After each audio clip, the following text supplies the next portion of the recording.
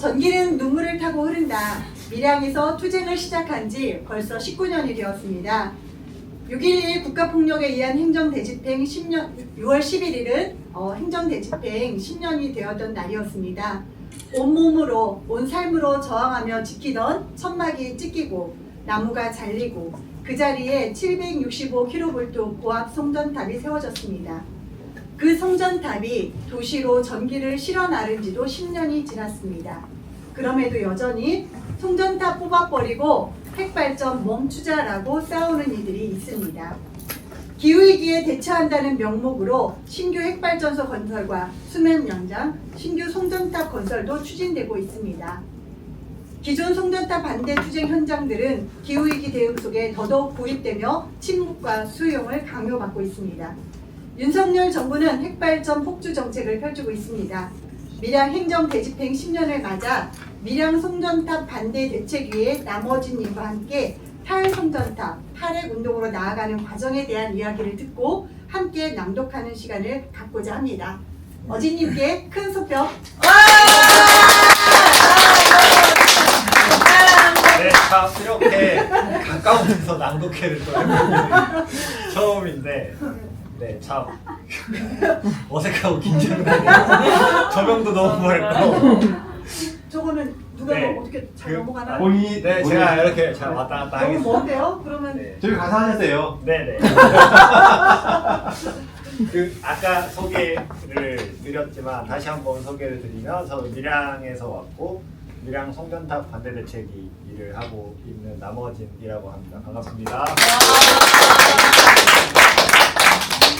혹시 10년 전에 한창 막 경찰이랑 부딪힐 때 밀양에 와 보셨던 분들이 있을까요?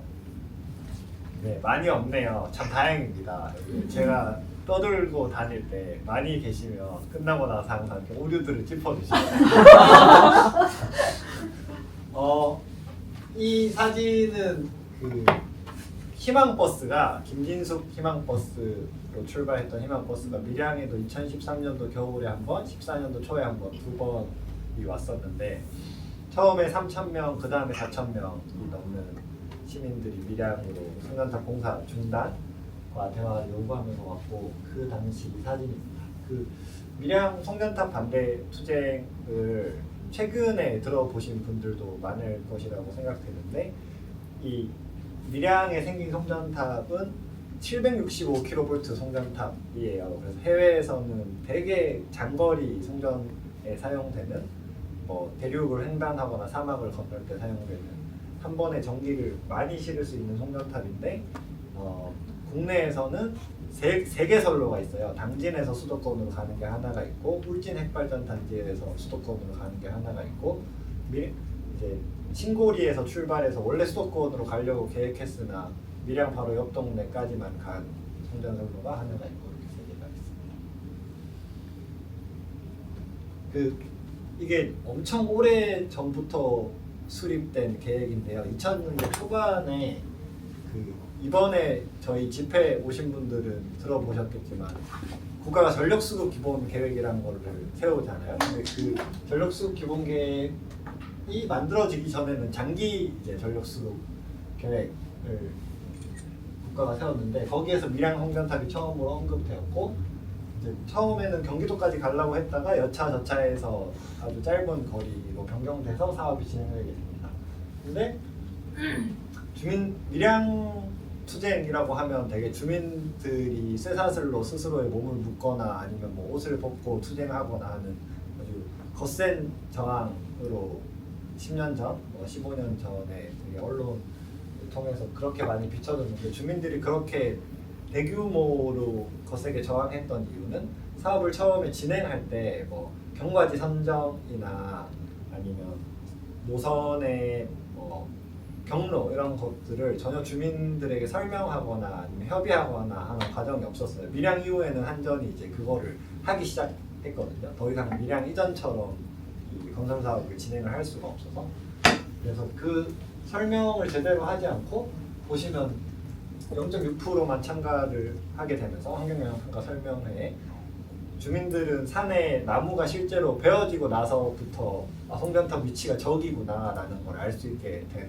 것이죠. 그래서 처음에는 시민사회나 언론도 되게 관심이 없던 시절에는 주민들이 산에서 용역이랑 그냥 이렇게 주민들 간 직접적인 마찰들이 계속 일어나는 일들이 발생을 했고, 어른들이 막 그런 이야기를 하세요. 엔진톱으로 나무 벨라 그래서 그냥 그거 끌어안고 하루 종일 해질 때까지 버티고 있었다고.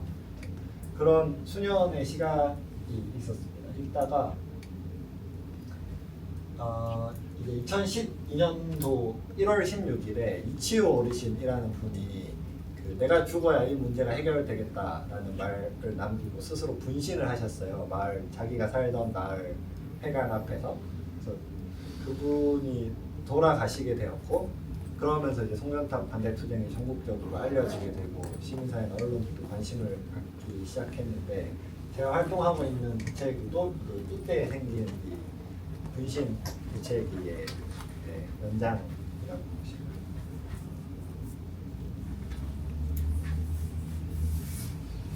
아까 인터뷰할 때 많은 분들이 보셔서 두 번 설명하려니까 참 부끄럽긴 한데 꿋꿋하게 두 번 하겠습니다. 이제 밀양 송전탑 공사가 총 13번의 공사를 했다가 중단하고 이런 과정이 있었는데, 그 주민들이 이제 공사를 시작하면 항상 현장에서 그 공사를 막는 반대 운동을 펼치셨고, 그래서 저항이 거세질 때마다 뭐 정부가 나서거나 시가 나서거나 해서 공사가 중단되게 됩니다. 그러다가 마지막 이제 2013년도 들어서는 밀양 송전탑이 생긴 이유가 지금 신고리 핵발전단지에 계속해서 들어오고 있는 신고리 3, 4호기는 이미 가동되고 있고 5, 6호기는 거의 공사가 끝나가고, 이번 전력수급 기본계획에서는 신규를 또 3개를 더 하겠다고 하는데, 그 신고리 3, 4호기가 완공이 되어 가는데, 이게 완공됐을 때 밀양 송전탑 공사가 완공이 안 돼 있으면 얘를 가동을 할 수가 없다. 지금 삼척에 왜 블루파워도 송전망 없어서 제대로 가동 못한다 이런 이야기를 하잖아요. 그거를 근거로 13년도 10월에 이제 대규모 경찰력을 동원해서 공사를 재개를 하게 됩니다. 재개를 하는데 하루 3,000명씩 8개월 동안 38만 명이 밀양에 주둔을 했고, 그런데 신고리 3, 4호기에 그 핵심 부품들이 뭐 시험 성적서를 위조했다거나 아니면 불량이 났다거나 해서 되게 완공 기한이 뒤로 훌쩍 밀려버렸어요. 16년도가 돼서 완공을 하게 되는데, 그게 10월 공사 시작하고 불과 몇 달 지나지 않아서 일어난 일인데, 정부는 아랑곳하지 않고 이제 행정대집행까지 쭉 이렇게 밀어붙인 일이었습니다. 저희 대책기가 지금 평가하기로는 지금도 15% 미만 왔다 갔다 이렇게 하거든요. 송전선로 이용률이. 근데 되게 본보기였던 거죠. 밀양 주민들이 저렇게 저항해서 여기서 국가가 밀리게 되면 사실 밀양 이후에 이런 발전소 건설 사업이나 송전선로 건설 사업을 할 때는 밀양보다 더하면 더했지 이제 덜한 저항을 받지는 않을 거잖아요. 그래서 아주 본보기를 세운다는 국가 각오를 가지고 엄청 많은 사람들이 다치고 뭐 쓰러지고 잡혀가고 했는데 항상 진행했었고, 그 과정에서 또 주민 한 분이 농약을 이제 응독하시고 돌아가신 일이 발생을 했습니다. 그러고 저번 혹시 집회 때 오신 분들은 계신가요? 많잖아요. 집회는 엄청 오셨군요. 제가 참 저희 밀양에 촛불 문화제를 송전탑 반대하면서 200번을 넘게 했거든요. 200번 넘게 했는데 200번 동안 사회를 보신 분이 이번에 한사코 안 하겠다고 한 달 동안 설득해 고사를 하셔서 제가 하는 참사가 일어났는데, 근데 그 6월 11일을 매년 기점으로 밀양에서 뭐 조그마한 집회를 할 때도 큰 집회를 할 때도 있는데, 이날이 되게 주민들이 마지막으로 지키던 송전탑 부지에 있는 농성장을 하루 만에 다 뜯긴 날이었고, 그 송전탑 원래 행정대집행을 경찰 공무원이 할 수가 없게 되어 있거든요. 근데 밀양은 경찰들이 저희가 농성장이라고 해봤자 비닐하우스거든요. 비닐하우스를 단도로 이렇게 찍고 안에서 서로를 연결하고 있는 주민들을 목을 잡아 당겨서 이렇게 절단기로 쇠사슬을 끊고 했던 아주 끔찍한 날입니다. 여기는 안 나와 있는데 이 모든 과정에서 밀양 경찰서장이었던 책임자가 지금 경찰청 차장이 되었어요. 그래서 차장이 경찰에서 넘버 2거든요. 그 경찰 내에 그 치안 점감 계급 7개밖에 없는데 지금 청장이 8월에 이제 곧 교체가 되잖아요. 임기가 만료돼서. 근데 지금 되게 서울 청장이랑 지금 김수환 차장이랑 둘이가 이렇게 유력하게 경합을 하고 있나 봐요. 그래서 혹시나 김수환이 내정이 되면 나중에 목소리를 힘을 좀 모아주십사 부탁을 드립니다. 네. 저 이제 이거 시간 해야 되는 거 아니나요? 하여튼 그리고 요 이야기는 책에도 많이 나와 있는데 이제 지역 주민들이 송전탑 네 그만해야 되겠네.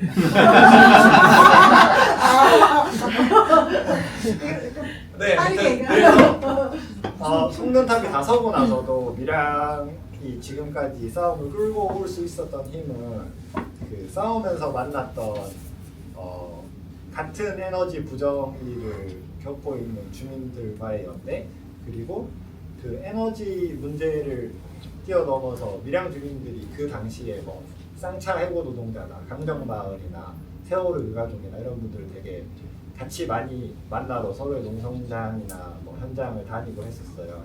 그래서 그런 사회 전반에서 일어나고 있는 일들에 대한 연대 뭐 이런 것들이 힘이 되어서 지금까지 싸움을 하고 있고 참 많은 일이 있었습니다.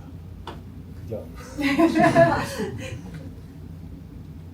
그리고 마지막으로 말씀드리고 싶은 건 그러다가 지금 신고리 5,6호기를 문재인 정부가 공론화하겠다고 그때 했었잖아요. 근데 그게 이제 재개가 돼서 완공이 되게 되면 밀양 송전탑으로 실리게 될 전기이거든요. 그래서 되게 열심히 온 힘을 다해서 막아보려고 했었는데 한 번도 공론장 안으로는 초대되지 못했었고, 그러니까 송전선로 아래 사는 주민들은 그 당사자로 인정을 받지 못했던 거죠. 그래서 재개 결정이 나면서 되게 뼈아팠던 일이 있었습니다.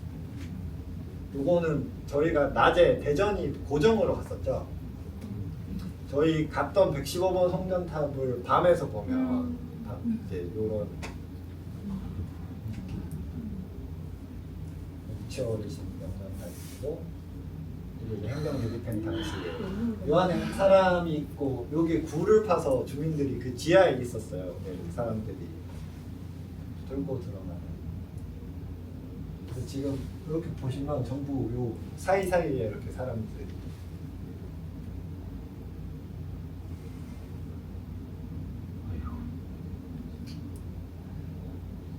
엄청 젊으시죠? 여기 고정마을 주민분들인데 10년 전 희망버스 왔을 때 고정분들. 끝입니다.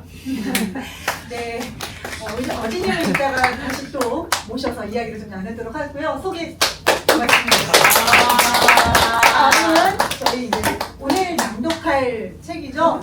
책 소개를 재강님이 해주도록 하겠습니다. 본인 소개도 좀 하시고. 네, 저는 대전 기후정의 모임의 회원 한재각입니다. 사실 대전 기후정의 모임만 아니잖아요. 뭐죠? 대전 국회의원이기도 하잖아요. 경험 너무 많아서. 네네.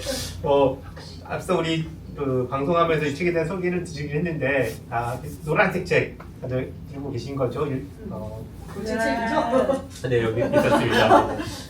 이 책은 김영인 선생님이라고 구술사를 사람들의 인터뷰를 해서 그거를 잘 적어서 보여주는 그런 연구를 하시는 분인데요. 이분이 한 2010년 이전에도 계속 밀양을 다니셨다고 하고, 그러면서 그 와중에 이 밀양 싸움을 알게 돼서 또 이 밀양 주민들 그리고 연대자들을 인터뷰를 많이 하셨어요. 그리고 책도 읽어보신데 알겠지만은 어떤 분들은 읽는데 좀 어려움이 있었다라고 하더라고요. 그러니까 저는 부모님 고향이 경상도여서 읽으니까 느낌이 오던데 어떤 분들은 이 말이 잘 이해가 안 된다 이런 분들이 있을 정도로 정말 그분들의 이야기를 거의 그대로 적어서 자기 얘기를 좀 붙여서 쓰신 책인 것 같습니다. 그래서 앞서 이 책을 기획하는 얘기를 잠깐 들었는데, 그러니까 10년이 지난 이쯤에 밀양을 모르는 사람들도 상당히 있는 차원에서 그걸 소개하기 위해서 좀 썼다 이런 말씀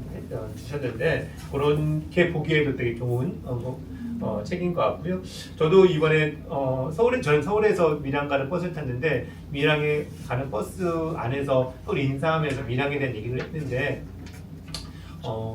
그러니까 밀양 그 싸움 있을 시기에 청소년을 보냈던 분들 뭐 이런 분들 새로 알게 됐다면서 처음이다 뭐 이런 얘기를 하시는데 그런 분들한테도 도움이 될 것 같기도 하고 또 그 당시 밀양은 알았으나 이제 처음 가보신다는 분들이 많이 있더라고요. 그런 분한테도 도움이 될 수 있겠다 생각이 듭니다. 그래서 오늘 이 책 낭독회 같이 잘 하는 좋은 우리 공부도 되지 않을까 싶습니다. 네. 네. 네. 밀양에서 벌어진 일들은 밀양에 그치지 않는다. 수탈과 약탈의 폭력은 밀양 이전에도 있었고 밀양 이후에도 있다. 밀양에서 어떤 일이 벌어졌는지 조사하여 보고하는 발표회장은 온 다른 지역의 주민들은 송정탑 건설 예정지인 자신들의 마을에서 곧 벌어질 일들을 들으면서 두려워했다. 서울로 오는 전기는 도시로 오는 전기는 지금도 누군가의 두려움과 불안, 구체적인 위협과 폭력을 지우며 우리에게 오고 있다. 그리고 두려움과 위험에 직면한 이들은 그 땅의 주인들이 자신들 말은 아니라고 말한다. 나는 그들과 함께 이 땅의 주인이 될 것인가? 밀양 탈송전탑 탈핵 운동의 이야기를 듣는 청취 연대는 이 질문과 함께 시작한다. 이 책의 도시로 가는 전기 가운데 있는 말입니다. 오늘 이 자리에 있는 우리들은 밀양의 목소리가 들려주는 연대로 그 목소리를 듣는 연대로 이어집니다. 오늘 10분의 낭독자분을 초대했는데요. 저마다 순서가 되면 자신의 소개를 하고 준비한 부분을 읽어주시면 될 것 같습니다. 물론 이제 제목도 읽어주시고요. 앞사람이 마치면 제가 다른 별도의 멘트 없이 바로 이어서 소개와 낭독을 하도록 하겠습니다. 그럼 이제 저를 마주보고 있는 태영님부터 시작해 주시기 바랍니다. 안녕하세요. 저는 참여 집행위원 이상현하고요. 죄송한데요. 목소리를 조금만 높여주세요. 알겠습니다. 안녕하세요. 저는 참여연대 집행위원 이현을 합니다.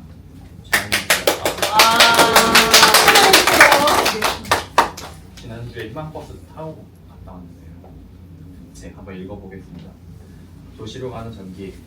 데모하러 서울에 갔는데 마 삐까뻔 하이, 마 정신이 없어, 마 대낮 것이 밝아갖고 뻔하이. 그런데 마 퍼뜩 그런 생각 들더라고. 여 이래 전기 갖다 쓰려고 우리 집 앞에 신고자가 쉬운 기구나. 누구여 그 전기 갖다 쓰느라고 우리 집 앞에다가 말도 박아놨다 싶은 와가 치미는 기라. 그러면 전기 만드는 데든 송전탑이든 여 갖다 세우지 마. 와 남의 땅에 와 씌워놓고 이래 들으는 팡팡하게 못 돌리고 야밤에 온 시방을 대낮껏 짓밟혀놓고 이러는 말이다. 이런 생각이 드는 기야. 몇 60대. 후쿠시마 원전 사고가 일어났을 때 원전 인근 지역에 있던 한 기자가 쓴 글에도 이와 같은 구절이 나온다. 그는 원전 사고가 발생하고 며칠이 지난 뒤 도쿄로 돌아왔는데 도쿄역에 내리자마자 휘황찬란하게 밝은 거리를 보고 여기 이곳을 밝히기 위해 후쿠시마 같은 곳에 원자력 발전소가 들어선 것이라는 사실을 새삼스레 깨닫는다. 전기는 도쿄 사람들이 쓰지만 언제 닥칠지 모르는 돌이킬 수 없는 재난의 위험을 떠안고 사는 것은 도시에서 멀리 떨어진 농어촌 지역의 주민들이다. 기자는 이 사실을 새롭게 깨달은 후 도쿄에서 최대한 전기를 사용하지 않고 살아가는 생활을 추천한다. 그는 전기가 없어서 고단하고 남루한 일상이 아니라 전기 없이도 우아하고 즐거운 일상을 살아가기 위해 노력한다. 새로운 삶의 방향으로 그를 이끈 것은 타인의 위협과 희생을 대가 삼아 거리낌 없이 전기를 사용하며 안락한 삶을 살아왔다는 죄책감이 아니라 원자력 발전소 인근 지역에서 살아가는 사람들과 자신이 사회적 이웃으로 연결되어 있다는 연대감이다. 죄책감은 우리를 움츠리게 만들고 때론 나의 죄와 연결된 참혹하고 남루한 현실을 외면하게 만든다. 누군가에게 빚진 채 살아가고 있다는 생각이 들 때 죄책감이 만들어내는 마음의 고단함을 벗어 던지고자 우리는 그 빚으로부터 최대한 멀리 도망친다. 그래서 내 목을 대신해 위협을 부담한 이들과 내가 깊이 연결되어 있다는 사실을 잊으려 하거나 애써 외면하기도 한다. 이 때문에 정작 위협을 떠안고 어디론가 떠밀린 이들이 잡아달라 손을 내미는 순간 혹은 들어달라 목소리를 들으는 순간 그 중요한 만남의 순간을 외면하고 도망친다. 그러나 아무리 도망쳐도 연결은 끊어지지 않는다. 가정용 전력보다 산업용 전력이 소비량이 월등히 높다는 사실만으로는 마음의 빚을 모두 감당하기 어렵다. 전기를 사용한 모든 산업 생산물을 하루하루 소비하며 살아가기 때문이다. 오늘보다 내일, 내일보다 모레 더 많은 물건을 쓰고 더 오래 전기를 사용하며 우리는 살아간다. 자보든 애써 이 연결을 은폐한다. 우리가 이토록 연결되어 있다는 사실을 알지 못하도록 하루하루 정신없이 우리를 몰아세우고 우리는 눈앞에 닥친 일들을 겨우 해치우면서 정작 중요한 사실을 깨닫지도 못한 채 가장 큰 책임의 한 부분을 지우고 정신없이 내다닌다. 그러다 문득 이 연결이 우리의 눈앞에 떠오르는 순간이 있다. 불현듯 솟아나주려는 고개를 돌리는 작은 움직임조차 허용하지 않은 채 우리를 꽁꽁 묶어 옴짝달싹할 수 없게 만든 후 이 연결을 직시하게 만든다. 내가 입고 있는 옷을 누가 만들었는지 알지 못할 때, 내가 먹는 밥에 쌀알을 누가 농사지었는지 알지 못할 때 우리는 마음껏 쓰고 버릴 수 있다. 이 연결을 덮고 외면하고 있을 때 산업재해나 부당노동은 타인의 일일 뿐 나의 일이 아니다. 우리는 각자 자기의 앞가림을 하고 살아야 하고 나도 내 목의 책임을 다하기 위해 안간힘을 쓰고 있으니 당신도 그래야 한다고 단호하게 말할 수 있다. 우리 누구나 살다 보면 불행에 직면할 수 있으니 당신에게 닥친 불행을 내게 말하지 말라. 너의 몫은 네가 담당해라. 분명하게 말할 수 있다. 이럴 때 파견 노동의 부조리함을 고발하는 노동자의 목소리나 수확된 쌀의 일정량을 정부가 구입해야 한다는 농민의 요구는 그야말로 어리광이나 생떼가 되어버린다. 하지만 내가 쓰는 전기를 실어나르는 송전선로 주변에 살고 있는 사람들이 누구인지, 매일같이 송전탑 아래에서 우웅거리는 소음과 번쩍거리는 거대한 불빛을 마주하고 살아가는 사람이 누구인지 알고 나면 이것을 더 이상 생떼라 말할 수 없게 된다. 거기서 살고 있는 누군가가 이름을 가진 존재가 되고 여기서 살고 있는 내가 그의 이야기를 듣게 되는 순간 그와 나 사이에 연결된 끈이 선명하게 늘어나고 나는 더 이상 이 끈을 외면할 수 없게 된다. 그가 경험하는 고통과 위험이 나의 문제가 되는 순간 비로소 연대가 시작된다.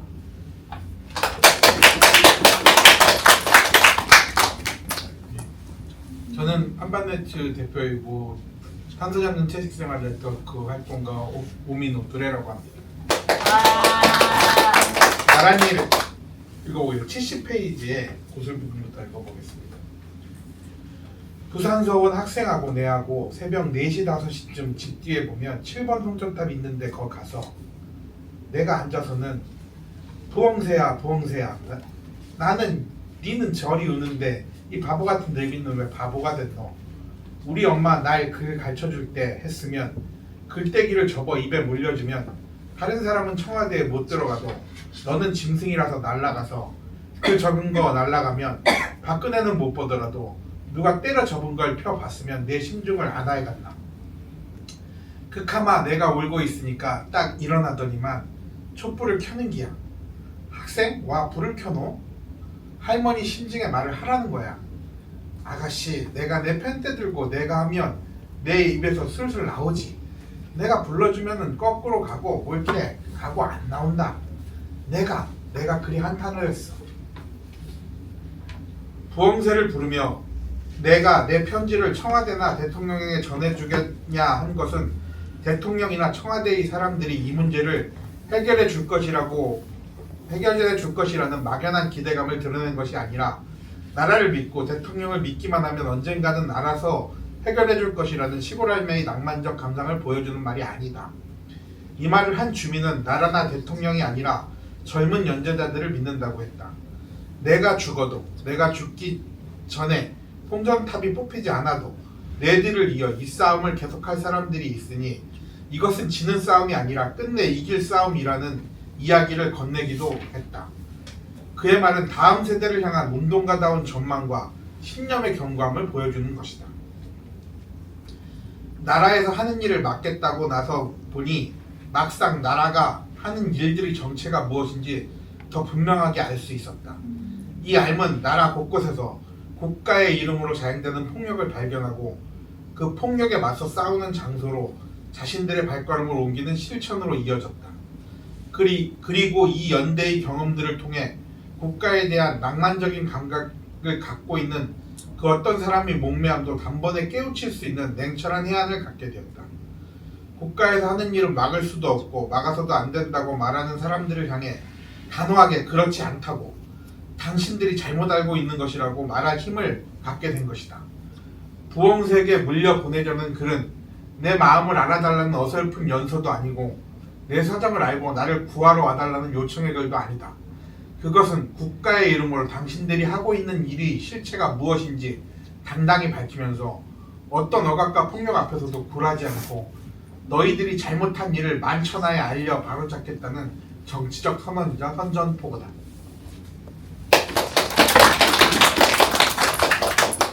안녕하세요. 탄자체 유자라고 합니다. 돈지를 읽어보겠습니다. 한전이 밀양에 돈 수억 뿌렸어에 아이다 수억이 먹고 수십억 수백억 뿌렸을 끼고만은 온 천지에 돈지랄을 하는 거라.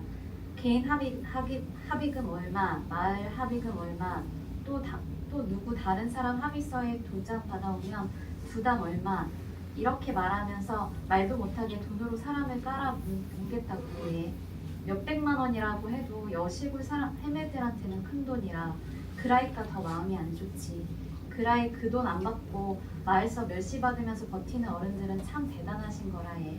처음 싸울 때는 마을 사람들끼리 사이가 참 좋았다고 해. 그런데 마 한전이 돈으로 갈라쳐 놓이 마 사람들이 서로 다 원수가 됐구써. 그라이 우리가 마 돈이 왼수라 안 합니까? 한국전력이 밀양 지역 송전탑 건설 과정에서 주민들을 만나며 맨 처음 내세운 것은 합의서에 도장을 찍으면 받을 수 있는 돈이었다. 송전탑이 들어서면 어떤 위험이 발생할 수 있는지, 예상 가능한 불이익은 무엇이고 이에 대한 대안은 무엇인지, 송전탑을 마을로부터 최대한 멀리 설치할 방법은 없는지, 송전 설비를 땅속에 묻는 것은 왜 가능하지 않는지 등을 설명하는 것이 아니라 처음부터 송전탑이 들어서는데 동의하면 얼마의 돈을 받을 수 있다는 제안만을 들고 주민들을 찾아 나선 것이다.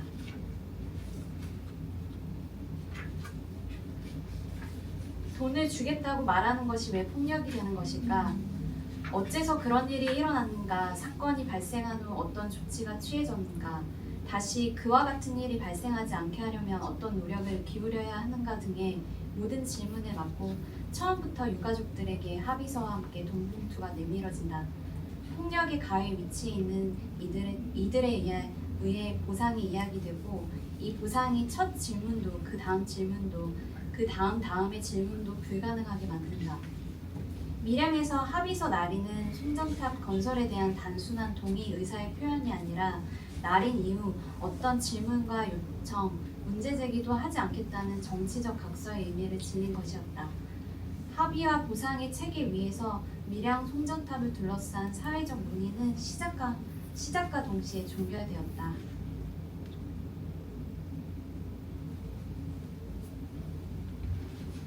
사람을 마 돈으로 보는 기라 그라이 돈지라야 하지 두당 얼마다 마 이런 소문이 확 퍼지이내 사람들이 마 눈이 벌게가 이 사람 저 사람한테 합의서를 받으러 다니는 거지.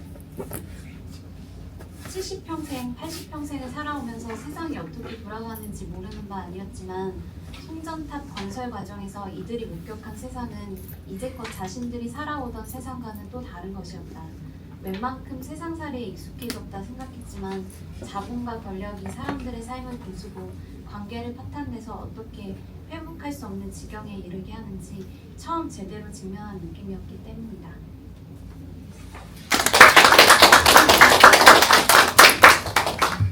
네, 안녕하세요. 저는 새만금 신공학 육지와 공동 홍보하고 대전 기후종이 정의 모임에 있는 김나희라고 합니다. 저는 한국전력의 대응 매뉴얼 읽어보겠습니다. 이제 제일 우선 108쪽이고요. 그 수법은 자기들이 수많은 수법 중에 제일 먹히는 50년 철탑을 세우면서 가장 효과적인 수법, 자기들 말로는 뭐 53가지나 되는 수법이 53가지나 되는 수법이 있대요. 그거를 적절히 잘 구사를 하겠죠. 그 다음 선은 바로 공권력이 투입됐어요. 공권력을 투입하기 위한 하나의 그 쇼를 하는 거예요. 아 이렇게 하구나 하고 모든 것이 돌아가는 것이 우리가 뭐 여기에 밀양뿐만 아니고 우리가 사방에 온 전부 투쟁하는 곳에 전부 다 같습니다. 가서 전부 다 똑같은 상황이 벌어지는 거예요. 다 같은 수법이에요. 네. 어떤 방법으로도 회유되지 않는 주민들에 대한 대응에 유의해야 한다.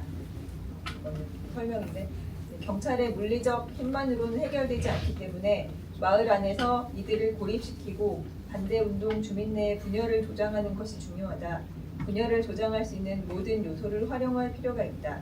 젊은 사람과 나이 든 사람 사이의 대립, 토박이 주민과 이주한 주민 사이의 대립, 경제적 지위의 격차에 따른 대립 등을 최대한 이용하고 분열의 틈이 보일 때 이것을 더 벌려서 회복할 수 없는 수준으로 만들어야 한다. 이때 주민들의 약점, 이를테면 불법 건축물이 있다거나 자녀가 공무원이라든거나 마을 사람들과 사이가 좋지 않았다거나 하는 등의 사안을 최대한 파악하여 적극 활용한다. 어느 마을에 들어가 질문을 해도 비슷한 이야기가 흘러나왔다. 한국전력의 대응 전략은 이처럼 치밀하면서도 일사불란하게 실행되었다. 한국전력이 이와 같은 종류의 사업을 추진해온 역사만큼의 경험치가 쌓여 그들의 전략과 노하우 역시 촘촘하게 설계되고 실행되었다는 것이다. 예를 들면 한국전력 직원들은 마을별로 개인별로 합의금을 지급하면서 합의금 지급 내역을 지금까지도 명확하게 공개하고 있지 않다. 다른 마을은 얼마를 받았는지, 다른 사람은 얼마를 받았는지 서로가 모르게 하는 것이다. 합의금이 지급되는 방식 역시 한 번의 보상금의 형태로 지급되기도 했지만 그 밖에 여러 한전 자회사를 통해 다양한 항목으로 100만 원이나 200만 원씩의 돈이 지급되기도 했다. 돈을 지급한 측도 돈을 받은 사람들도 보상금이나 합의금으로 한전에서 받은 돈의 총 액수를 명확하게 알지 못하는 경우가 많았다. 얼핏 주먹구구식으로 운영되는 허점으로 보이기도 하지만 그것은 한국전력의 대응 전략의 일환이기도 했다. 한국전력은 어느 경우에나 송전탑 건설에 대한 정확한 설명, 보상금 및 합의금 지급의 정확한 기준과 지침 등을 제대로 제시하지 않았고 각종 협의체 등에 제공해야 할 자료 역시 지연시키거나 누락시키는 방식으로 제대로 제출하지 않았다. 그리고 이 모든 것을 채운 것은 말 그대로 소문이었다.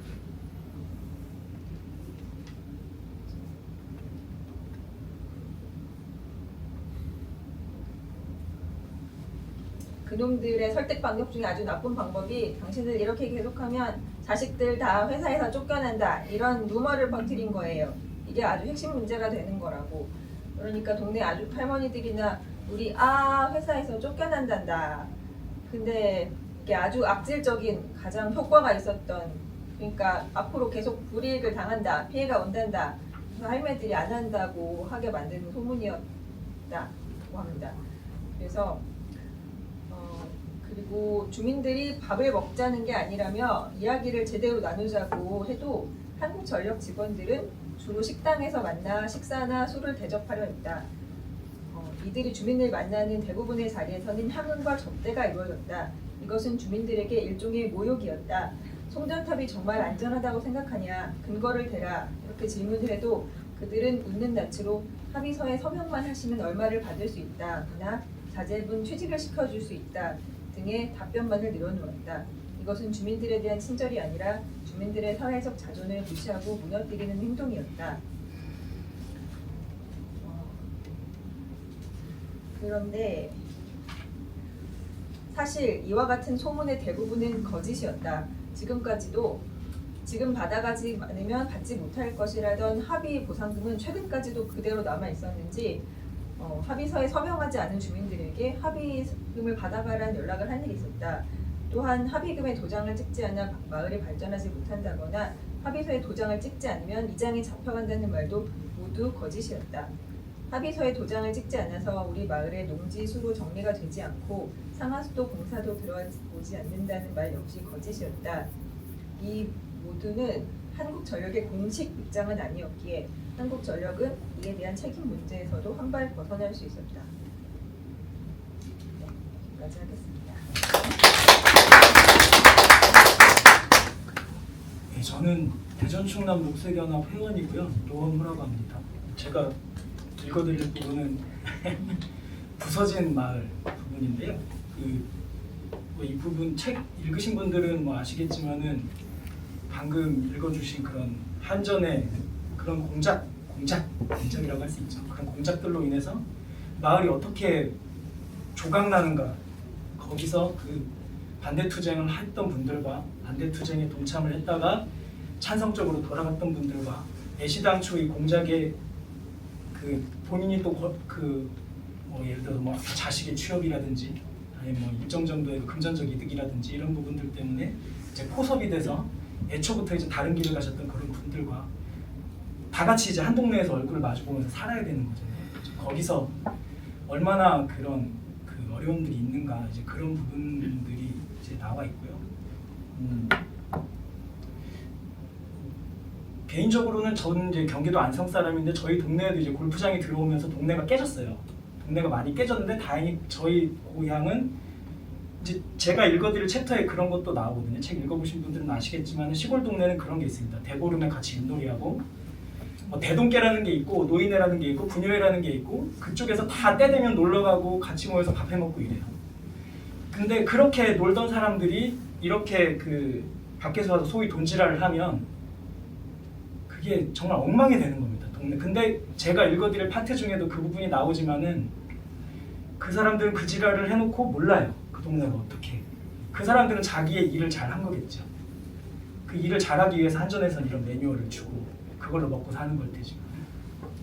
그런 부분들을 좀 많이 읽으실 수 있는 부분이고 얼마 전에 이제 저희 고향에도 그 인근에 이제 송전탑도 됐고 그게 이제 삼성 쪽으로 이렇게 평택 고덕에 이제 삼성전자가 굉장히 크게 있고 그쪽으로 가는 이제 송전탑이 있어서 거기서 이제 국회의원도 나서고 시장도 나서고 해서 어떻게 타결이 됐다고는 하더라고요. 주민분들이 꽤나 좀 두둑한 그런 보상을 받으신 그런 모양인데. 그러니까 아까 그 남어진 선생님 얘기하신 것처럼 지금은 또 송전탑 할 때 그래도 주민들하고 뭔가 이런 절차들을 좀 가져가고 있다고 하니까 좀 다행인 것 같고. 그렇습니다. 저는 이제 읽어드릴 부분은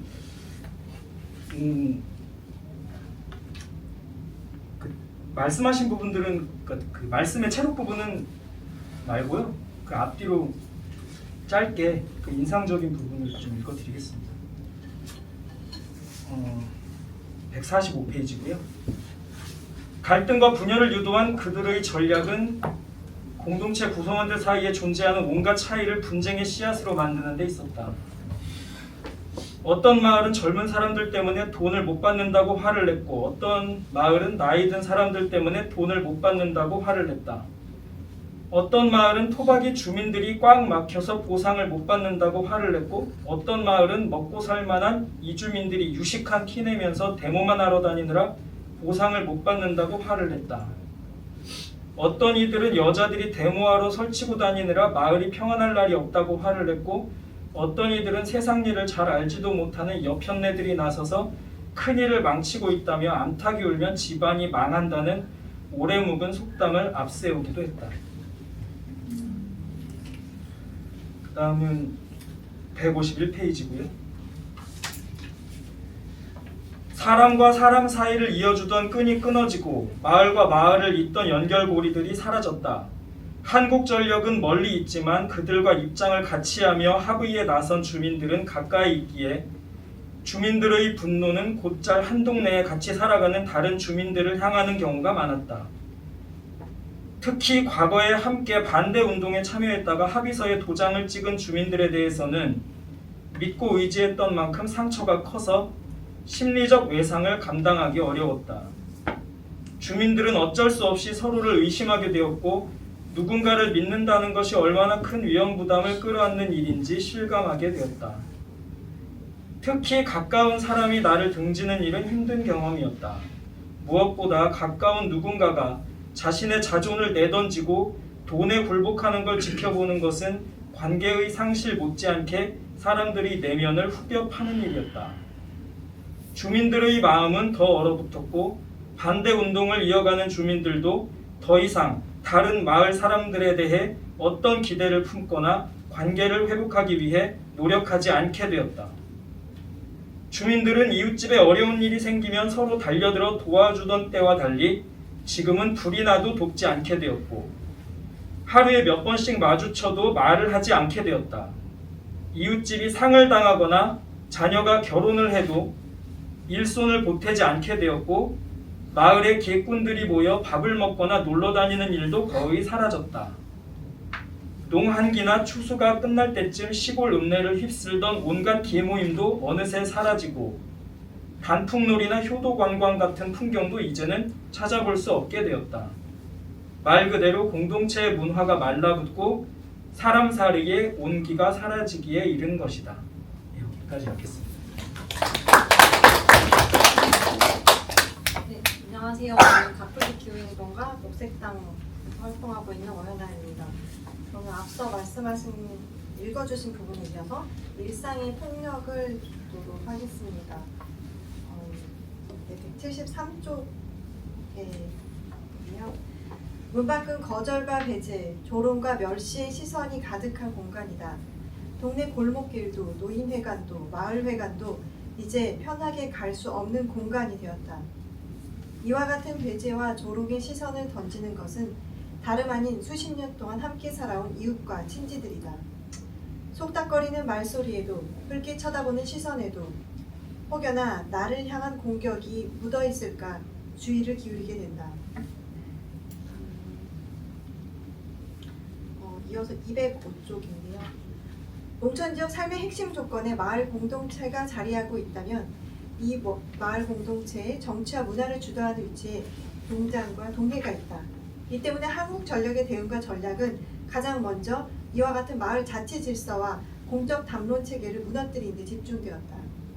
농촌사회에서 이장은 마을 공공담론의 중심에 있는 존재인 동시에 마을 공동체 내부의 소통과 사회적 관계, 네트워크의 작동, 각종 생활에 필요한 정보의 습득과 관공서의 지원, 은행 등 공공기관과의 접촉 등의 영역에서 핵심적인 역할을 수행하는 인물이다.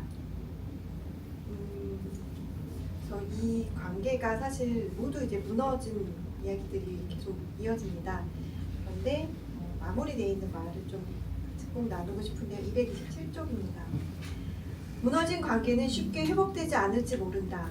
또 여전히 한국 사회 어딘가에서는 밀양에서 일어났던 것과 같은 일이 벌어지고 있을지 모른다. 이미 송전탑 경과지인 청도 주민은 할매들이 회관에 가지도 못하고 가서도 왕따를 당하는 게 너무 슬프다고 말했다. 주민들은 깨진 그릇이 다시 붙냐는 말로 마을 공동체 해체의 절망감을 토로하기도 했다. 주민들의 말처럼 부서진 마을을 다시 이어붙이긴 어려울 것이다. 그런데도 왜 주민들은 부서진 마을의 이야기를 계속해서 들려주는 것일까? 절망 어린 이야기를 계속하는 마음에는 어떤 바람이 스며들어 있는 것일까? 이야기하고자 하는 마음에는 살고자 하는 의지가 깃들어 있다. 살고자 하는 것은 회복하고자 하는 것이며 회복하는 것은 바로잡는 것이다. 주민들이 바라는 회복은 이전의 관계, 예전의 마을로 돌아가는 것이 아니라 잘못을 인정하고 같은 잘못을 반복하지 않도록 서로의 마음을 다지는 것이며 동시에 부서진 채로라도 그 안에서 상처를 위로하며 살아가는 것이다. 서로의 상처를 들여다보는 일은 괴롭겠지만 같은 잘못을 반복하지 않도록 서로를 비추는 거울이 될 수 있다고 주민들은 믿고 있다. 지금이라도 할 수 있는 것은 같은 이야기가 반복되더라도 가만히 그 이야기에 귀 기울이는 것이다. 또 그 이야기냐며 나무라지 않고 지겨워하지 않으면서 말하고 싶은 그 마음을 고스란히 받아주는 일이다. 이야기하는 것은 상처받은 이가 스스로의 회복을 위해 할 수 있는 가장 최선의 노력 가운데 하나다. 그들의 이야기를 듣는 것은 상처받은 마음을 함께 들여다보고 회복을 위한 노력을 존중하며 다음의 발걸음을 내디딜 수 있도록 격려한 일이 될 것이다. 다른 한편 이야기를 하고 또 듣는 것은 기억을 만들어가는 일이라고 할 수 있다. 기억은 기억하는 자로 하여금 어떤 마음을 품게 하고 이 마음은 기억하는 자를 움직이게 만든다. 이야기를 하고 들은 이들은 기억하게 될 것이고 기억하는 이들은 회복을 위해 노력하는 동시에 자신이 살아가는 세상에서 같은 일이 반복되지 않도록 노력할 것이다. 절망을 토로하는 것처럼 보이더라도 부서진 마을의 이야기를 나누어야 하는 까닭이 여기에 있다. 여기까지 하겠습니다.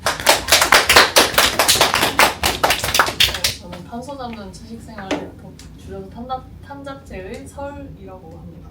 네. 제가 읽을 부분은 국가폭력 챕터고요. 저는 277쪽부터 좀 띄엄띄엄 읽겠습니다. 원전의 피해와 이익을 가늠하는 논의에서 안전보다 힘을 얻은 것은 경제였다. 경제적 이익을 중심으로 직접적인 이해 당사자로 인정된 이들이 당사자로 승인되었고 공적 논의의 장에서 당사자성을 인정받지 못한 이들의 발언은 가볍게 무시되었다. 더 중요한 문제는 한국 사회 구성원들 모두가 해당 문제의 당사자라는 점은 제대로 논의된 조차 없다는 사실이다.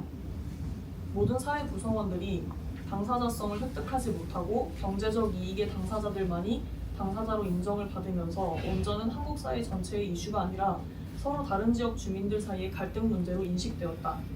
이 공론장에서 발견된 모순은 분명 과학자와 에너지 전문 기술자들이 전문가로 호출되어 발언을 주도해 나갔는데 담론의 장에서 가장 초점화된 문제는 비용이었다는 사실이다.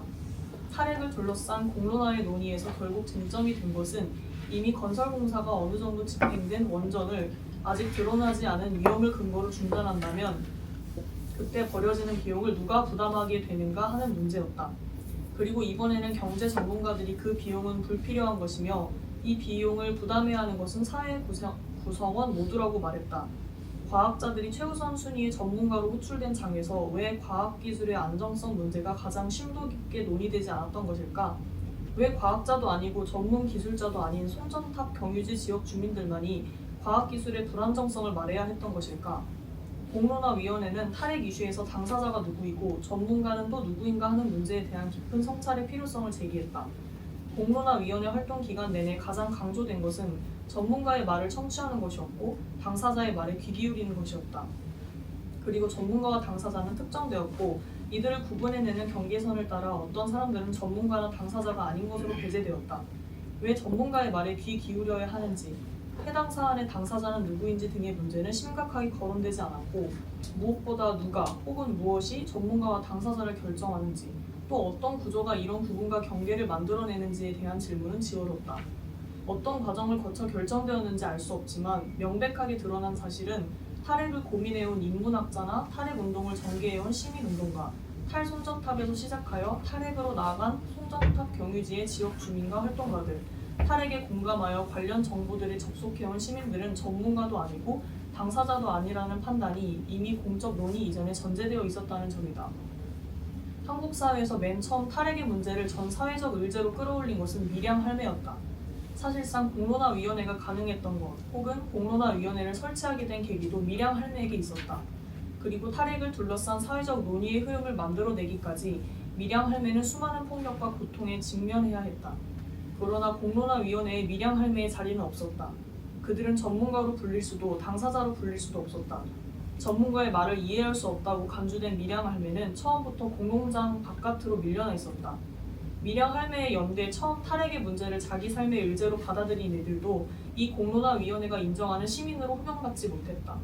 밀양 할매가 자신들의 마을에 세워지는 송전탑 건설에 반대했을 때 그들이 생각한 것은 경제적인 문제가 아니라 건강과 안전에 대한 위협과 생태환경의 파괴 문제였다.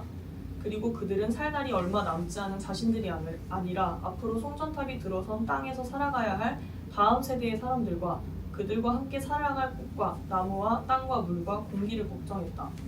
그들은 곧바로 자신들의 집 앞에 송전탑이 들어서야 하는 이유가 고리 원자력 발전소에 닿아 있다는 사실을 발견했다. 한글로 글을 읽거나 쓰는 일이 부담스러운 사람들이 많았지만 열심히 공부했다. 한국에 원자력 발전소가 몇 기나 있는지, 원자력 발전 이외에 어떤 발전 시설이 있는지, 각각의 시설이 어떤 문제를 안고 있는지, 유럽 등 각 지역이 탈핵 탈원전을 선택한 까닭은 무엇인지, 체르노빌과 후쿠시마에서는 무슨 일이 일어났는지 등을 듣고 배웠다. 원자력 발전소가 정말로 안전하다면 수도 서울 근처에 세웠을 것이고 해외 다른 지역에서도 대도시 인근에 건설했을 것이며 다른 잘 사는 나라에서도 원자력 발전소의 숫자가 크게 늘어났을 것이라는 걸 이들은 금세 알아차릴 수 있었다. 그리고 주민들은 오랜 삶의 시간 동안 인간이 모든 것을 통제할 수 있다는 믿음이 얼마나 오만한 것인지 깨달을 수 있었다. 주민들뿐 아니라 인류 역사상 중요한 성취를 이룬 과학자들 가운데 과학기술이 안전하다고 말하거나 인간이 과학기술을 완벽하게 통제할 수 있다고 말한 사람은 단 한 명도 없었다. 원자력 발전처럼 효과가 크니 힘이야말로 인간의 통제 범위를 벗어나 뜻하지 않은 결과를 만들기 쉽다는 것을 그들은 인식하고 있었다. 그리고 만약 예기치 못한 재난이 발생한다면 그 피해는 자신들만이 아니라 한국 사회 전체, 그리고 다음 세대와 그 다음 세대, 그 다음 세대로까지 이어질 것이라는 사실이 이들에게 너무나 자명한 일이었다. 그리고 그런 재난이 얼마든지 일어날 수 있다는 사실을 체르노빌과 후쿠시마가 보여주었다. 공론화위원회를 지켜보면서 미량 할매들은 본인들이 그 수구의 민주주의 장에 어디에서도 초대받지 못한 이들이라는 사실을 절감할 수 있었다. 처음부터 시민들로 구성된 민주적 토론과 합의의 장에 들어갈 수 있는 자와 들어갈 수 없는 자가 결정되어 있었고 미량 할매는 후자에 속하는 이들이었다. 그의 연대자들도 마찬가지였다. 고리 원자력 발전소 인근에 거주하는 울산과 부산의 연대자들은 미량 할매를 통해 탈핵을 배우게 되었는데 이 탈핵 연대자들 또한 공론화위원회에 초대받지 못한 손님이었다. 여기까지 하겠습니다. 저도 콘서트 회원 조은우라고 합니다. 저는 320쪽의 밥의 무게를 해보겠습니다. 처음에는 싸우는 현장에서 여성들이 밥을 짓는 걸 보면 불편했어요. 왜 여성들은 밖에 나와서도 밥을 짓나 하고요. 그런데 그 밥을 먹으니까 연대 가는 곳마다 거기서 밥을 먹으니까 생각이 달라져요. 밥을 먹으면 그 현장을 떠날 수가 없어요. 밥을 먹으면 거기에 다시 가게 되더라고요. 밥이란 게 그래요. 정성껏 지어주신 밥을 먹은 곳은 떠나기 어렵더라고요. 다시 가게 되고 밥이란 게 그런 거더라고요. 그래서 생각이 달라졌어요. 밥이 그냥 밥이 아니구나. 밥에 연대가 있다. 함께 밥을 만들고 둘러앉아 함께 밥을 나눠 먹고 밥 해준 사람들의 마음을 먹고 밥을 나눠 먹은 사람들의 마음에 기대가는 연대가 있다. 밥을 먹으며 떠날 수 없는 현장, 밥을 먹고선 외면할 수 없는 현장이 있다고 연대에 밥을 먹어본 사람들은 말한다. 단식을 하지 않는 모든 싸움의 현장에서 사람들은 밥을 먹는다. 어쩌다 거리로 나서는 날엔 김밥 같은 걸로 간단하게 요기를 하지만 싸움이 길어지면 어디서나 솥단지를 건다. 한두 명도 아니고 수십 명, 수백 명이 몇 날 며칠 싸움을 이어갈 때 제일 중요한 건 밥이다. 밥을 먹지 않으면 싸움에 나설 수가 없고 싸움을 끈질기게 이어갈 수가 없다. 밀양에서의 싸움과 연대를 기억하는 이들이 가장 많이 말한 것은 밥에 관한 것이었다. 밀양 어른들이 연대자들에게 어떤 음식을 만들어 주셨는지, 먹었던 것 가운데 어떤 것이 정말 맛있었는지, 산속 천막 농성장에는 무엇을 만들어 먹었는지, 누가 가장 많이 먹을거리를 만들어다 날랐는지, 산꼭대기 농성장에서 없는 재료로 만들어 먹은 음식의 종류는 무엇이었는지, 그것들의 맛은 어떠했는지, 재료를 조달하고 음식을 만들기 위해 어떤 노동을 해야 했는지 등 사람들의 이야기는 끝도 없이 이어졌다. 밥을 먹은 기억을 이야기하는 사람들의 표정은 아이처럼 천진하고 즐거워 보였다. 봄날에 천막 농성장 앞 들판에서 진달래를 따다가 화전을 부쳐 먹은 이야기, 혹은 나뭇가지를 주워 불을 피우거나 연탄불을 피워 생선을 구워 먹은 이야기를 할 때면 입에 침이 고이는 것처럼 입맛을 다시며 당시의 기억을 생생하게 떠올리곤 했다. 서로의 몸을 묶은 쇠사슬을 끊고 들어오던 날선 절단기의 기억으로도 덮이지 않은 일상의 안온함이 밤이면 산속 깊은 천막 안 어깨를 나란히 한 식구들과 나눠 먹은 음식의 따스한 기운 안에 있었다. 밥을 먹으면 뱃속이 뜨뜻해지고 뱃속이 뜨뜻해지면 무너지던 마음을 일으킬 수 있는 힘이 솟는다. 밀양 할매들이 연대자들에게 무언가를 먹이려고 천막을 찾는 그 누구도 텅 빈 뱃속으로 싸우지 않게 하려고 그토록 애쓴 까닭이 여기에 있었다. 그들은 싸울 용기와 기운이 오로지 밥십에서 난다는 것을 믿는다. 밀양 탄송전탑 탈핵 싸움에 연대한 이들 중에는 여성들이 많았는데 이들은 연대자들에게 밥을 만들어주는 할매들의 노동을 당연한 것으로 여기지 않았다.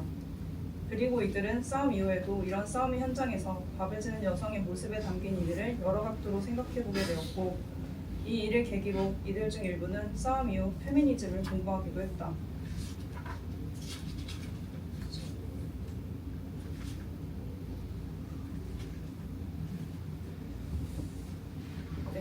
여기까지 하겠습니다.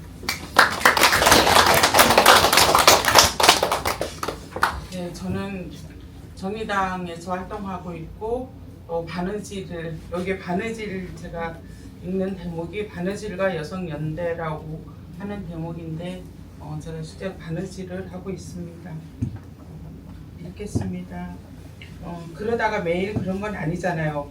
이제 그런데 중간에 시간이 비는 게 있잖아요. 아 근데 계속 누워있고 사람들이랑 얘기해도 조금 무료하네. 우리 여기서 뭐 한번 해볼까? 그래서 그러면 바느질 시작해보자. 이렇게 해서 이제 시작된. 그러면 여기서 필요한 거 이제 여기 산에서 계속 있으니까 이 어깨가 욱신욱신해. 우리 팥팩 한번 만들어 봐서 우리 지져볼래? 이렇게 된 거죠.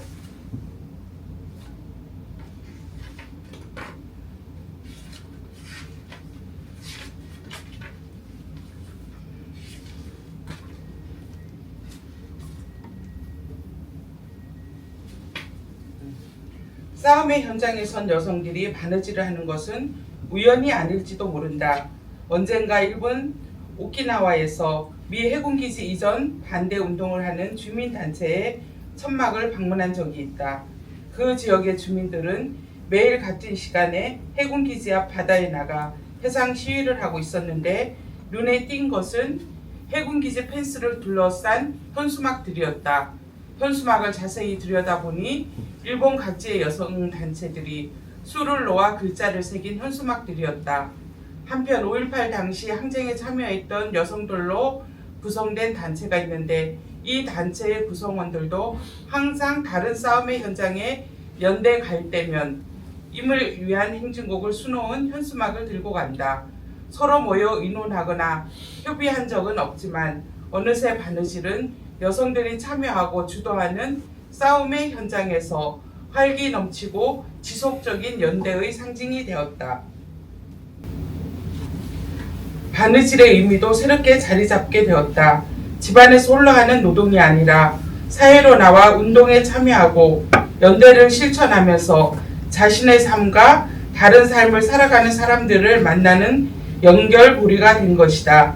이것은 삶의 경계를 확장하는 일이면서 여성 연대를 통해 사회적 실천을 이어가는 일이다. 밀양 탈송전탑 탈핵 운동에서 가장 주목할 점은 에너지 정의나 탈핵 문제에 관심을 갖고 있는 젊은 활동가나 오랜 운동의 경험을 갖고 있는 누군가가 아니라 밀양에서 살고 있던 주민들이 처음부터 지금까지 이 운동을 이끌어 가고 있다는 사실이다. 그들은 자기 삶의 문제로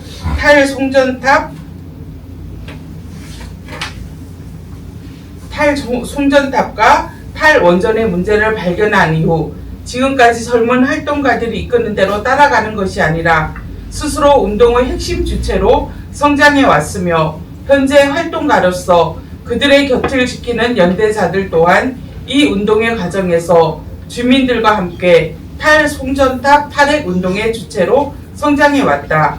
이들 연대자들이 지금까지 밀양 주민의 곁에 서 있는 것은 운동의 당위에 대한 추상적 동의에서 비롯된 것이 아니라 밀양 주민들에 대한 구체적 신뢰와 연대의 다짐에서 비롯된 일이다. 밀양 주민들이 만들어준 밥을 먹고 그들과 함께 이야기를 나누고 바느질을 하면서 연대를 이어가게 된 것이다. 밀양 할매들은 연대자들과 여성 연대를 통해 함께 성장하였다. 노동과 돌봄의 집에서 벗어나 세상을 만나고 자신이 살고 있는 사회를 새롭게 바라보게 되었으며 개인적 삶의 장면들이 아닌 사회적 장면 속으로 걸어 들어가기 시작했다. 이것은 연대자들 또한 마찬가지였다. 밀양 할매는 연대자들은 밀양 할매를 통해 세상을 배워나갔다. 밀양 할매라는 표상은 이렇게 밀양에 거주하는 할머니를 가리키는 말이 아니라 특정 시기 한국 사회에서 탈송전탑 탈핵 문제를 이끈 이들을 가르치는 말이 되었으며 이 주체의 장소 안에는 여성 연대자들의 몫이 포함되어 있다. 밀양 할매는 밀양 지역 주민들과 연대자가 함께 만들어낸 여성 연대의 상징적 이름이기도 한 것이다.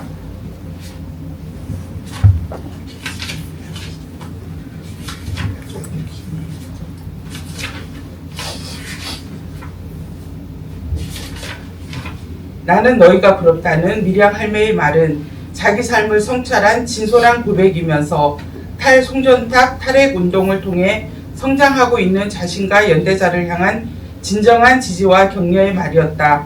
고맙다기보다는 부럽다고 말했지만 그것은 진심에 쏘르난 감사의 인사였다. 동경의 마음을 표현했지만 거기엔 연대자들을 향한 경외와 존경, 존중의 마음이 담겨 있었기 때문이다. 그리고 여기에는 한국 사회에서 여성이, 특히 기혼 여성이 어떤 위치에 있는가, 어떻게 비가시화되고 어떻게 자기 장소를 갖지 못한 채 떠들게 되었는가에 대한 인식이 담겨 있다. 그리고 탈송전탑 탈핵 운동의 계기를 통해 함께 사회운동에 참여하고 당당하게 자기 목소리를 내는 동시에 사회적으로 기여할 수 있는 자기 장소를 가진 것에 대한 축하와 격려, 지지의 마음이 담겨 있다.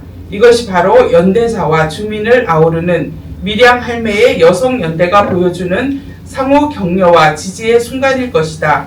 미량 할매는 서로를 탈송전탑 탈핵 운동가로 존중하며 존경과 경외의 태도로 서로를 격려한다. 한국 탈핵 운동의 역사는 미량 할매의 등장을 통해 새롭게 쓰여야 할 것이다. 그리고 그 등장 이후의 청년 장면들을 풍부하고 두텁게 써내려갈 수많은 이야기가 여기에 있다.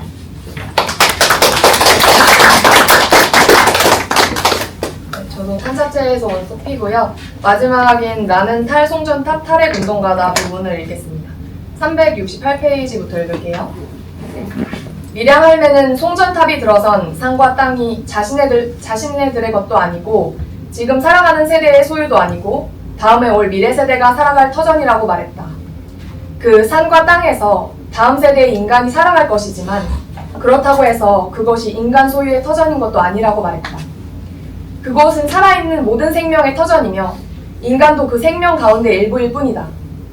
미량 할매는 이처럼 탈송전탑 탈핵 운동가이면서 생태 운동가다.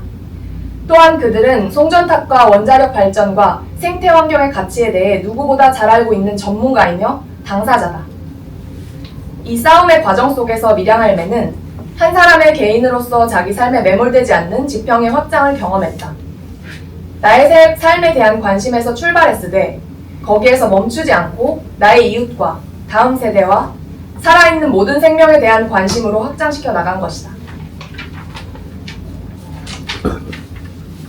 미량 할매를 움직이고 버티게 했던 자부심은 자신이 살아온 삶과 살면서 지켜온 것들에 대한 자부심이기도 하다.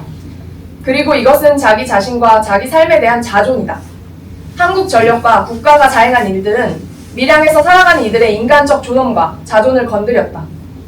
사람을 오로지 돈으로 환산되는 합의서 한 장의 가치로 전락시키고 몇 푼의 돈과 힘으로 자신들이 살아왔던 마을살이의 터전을 산산이 조각낸 것은 분명히 사람됨과 사람살이의 자존감을 훼손하는 일이었다. 더구나 내가 낸 세금으로 월급 받는 경찰들이 휘두르는 폭력과 삼국전력 용역 인부들의 폭언, 그리고 오래도록 한 터전에서 살아온 이웃들에게 받아야 했던 모욕과 멸시는 그 자체로 존엄을 건드리는 일이었다. 그렇기 때문에 주민들은 더욱 물러설 수 없었다.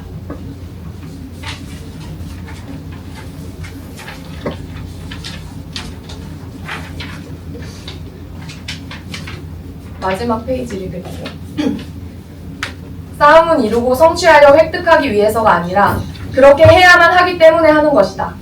내 마음이 가리키는 방향이 그러하기 때문에, 내가 함께할 사람들이 걸어가고 있는 방향이 그러하기 때문에 걸어갈 수밖에 없는 길인 것이다.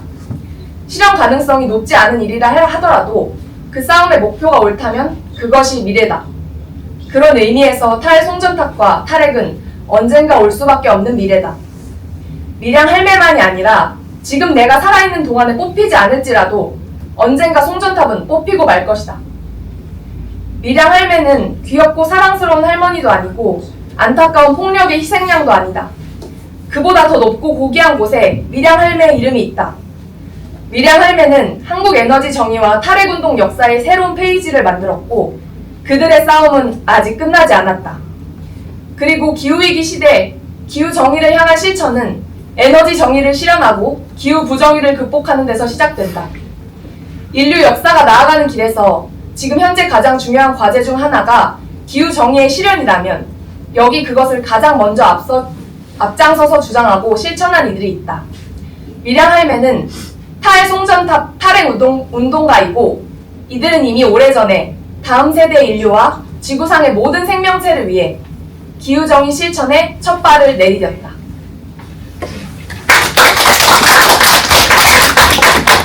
밀양의 탈송전탑 탈핵 운동 이야기에 온 마음을 다해서 들려주신 낭독자 여러분들 고맙고요. 또 그 이야기를 귀를 열어 마음을 열어 듣는 연대로 함께 해주신 이 자리에 계신 모든 분들께 감사를 전합니다. 제가 왜 그런지 저도 몰라요. 중간중간 흐름을 끊지 않으려고 사실은 낭독자들의 소감을 듣지는 않았는데요. 지금 이제 낭독자들의 마음을 좀 들어보려고 해요. 책을 읽으면서 아니면 희망버스를 타면서 765kV 송전탑 아래 있으면서 들었던 생각들을 짧게, 저희가 좀 시간이 많이 지나서요, 짧게 좀 나눠주시길 부탁드리는데, 역순으로 소피 먼저 이야기를. 여러분 짧게요. 짧게. 사실 읽고 싶은 부분이 너무 많았는데 다 자르느라고 못 읽어서 사실 할머니 그 밀양 할매 그 운동가 분들께서 사실 그 변했던 모습들을 보면서 약간 불씨가 꺼질 때쯤 하나씩 이렇게 불씨를 되게 들어오는 게 좀 신기했어요. 그래서 사실 이게 뭐 젊고 건강한 몸인데도 한번 이제 뭐 시위나 뭐 이런 현장을 갔다 오면 너무 힘들고 막 몸이 아픈데 60, 70대 할머니들 이렇게 하다는 게 너무 마음이 아파. 우리 할머니 생각하고 진짜 짜증나고 막 진짜 벌써 현장 뭐 그때가 너무 가고 싶었는데 미리 잡힌 일정 때문에 가지 못해서 너무 속상했고, 할 수 있는 걸 제가 많이 할 수 있도록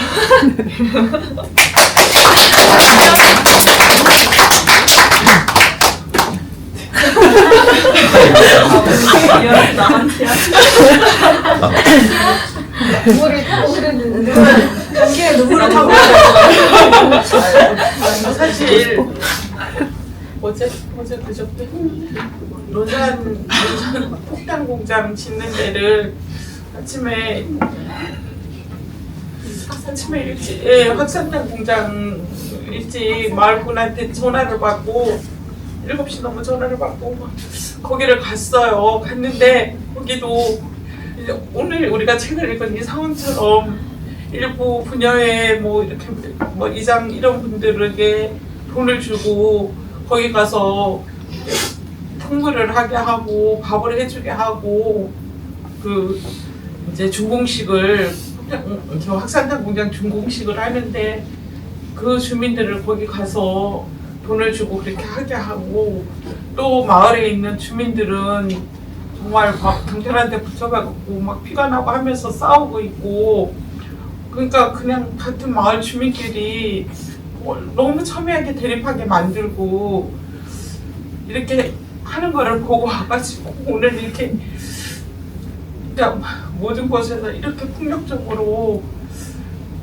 그렇게 이제 탄압하고, 그리고 결국에는 다 원하는 대로 이뤄내는 것을 보고, 또 그러면서 주민들이 또 어제 맛있는 국수도 끓여주시고 막 이렇게 또 하고 왔는데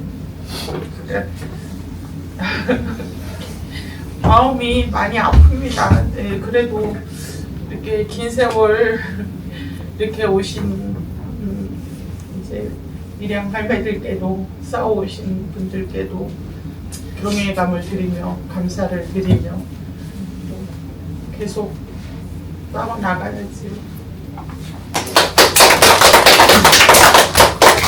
저 같은 경우에는 이게 공식적인 거 보면 2000년부터 있더라고요. 그때 제 나이가 진짜 어린 때이고, 제가 최초로 이거를 기억하는 게 회원님들이 이렇게 끌려가는 거 이렇게 기사 사진 찍혀가지고, 기사가 이제 이쪽 편이 아니라 이제 그 송전탑 쪽 아마 기사에 떤 걸로 기억해갖고 자세히는 안 읽었는데 그래서 좀 잘 모르고 관심이 많으니까 이렇게까지 하시지? 송전탑에 대해서 잘 모르니까 그냥 그런 거 넘어갔고 전혀 관심을 안 갖고 지냈는데 이번에 뭔가 이치가 나서 닳지는 못했는데 되게 자기들 되게 우리들 모두를 위한 데에서 되게 많이 힘쓰고 공부하고 그래도 계속 하고 계시는구나 싶어가지고 저도 좀 더 계속 관심을 갖고 도울 수 있는 게 생기면 또 해야겠다라는 생각이 드네요.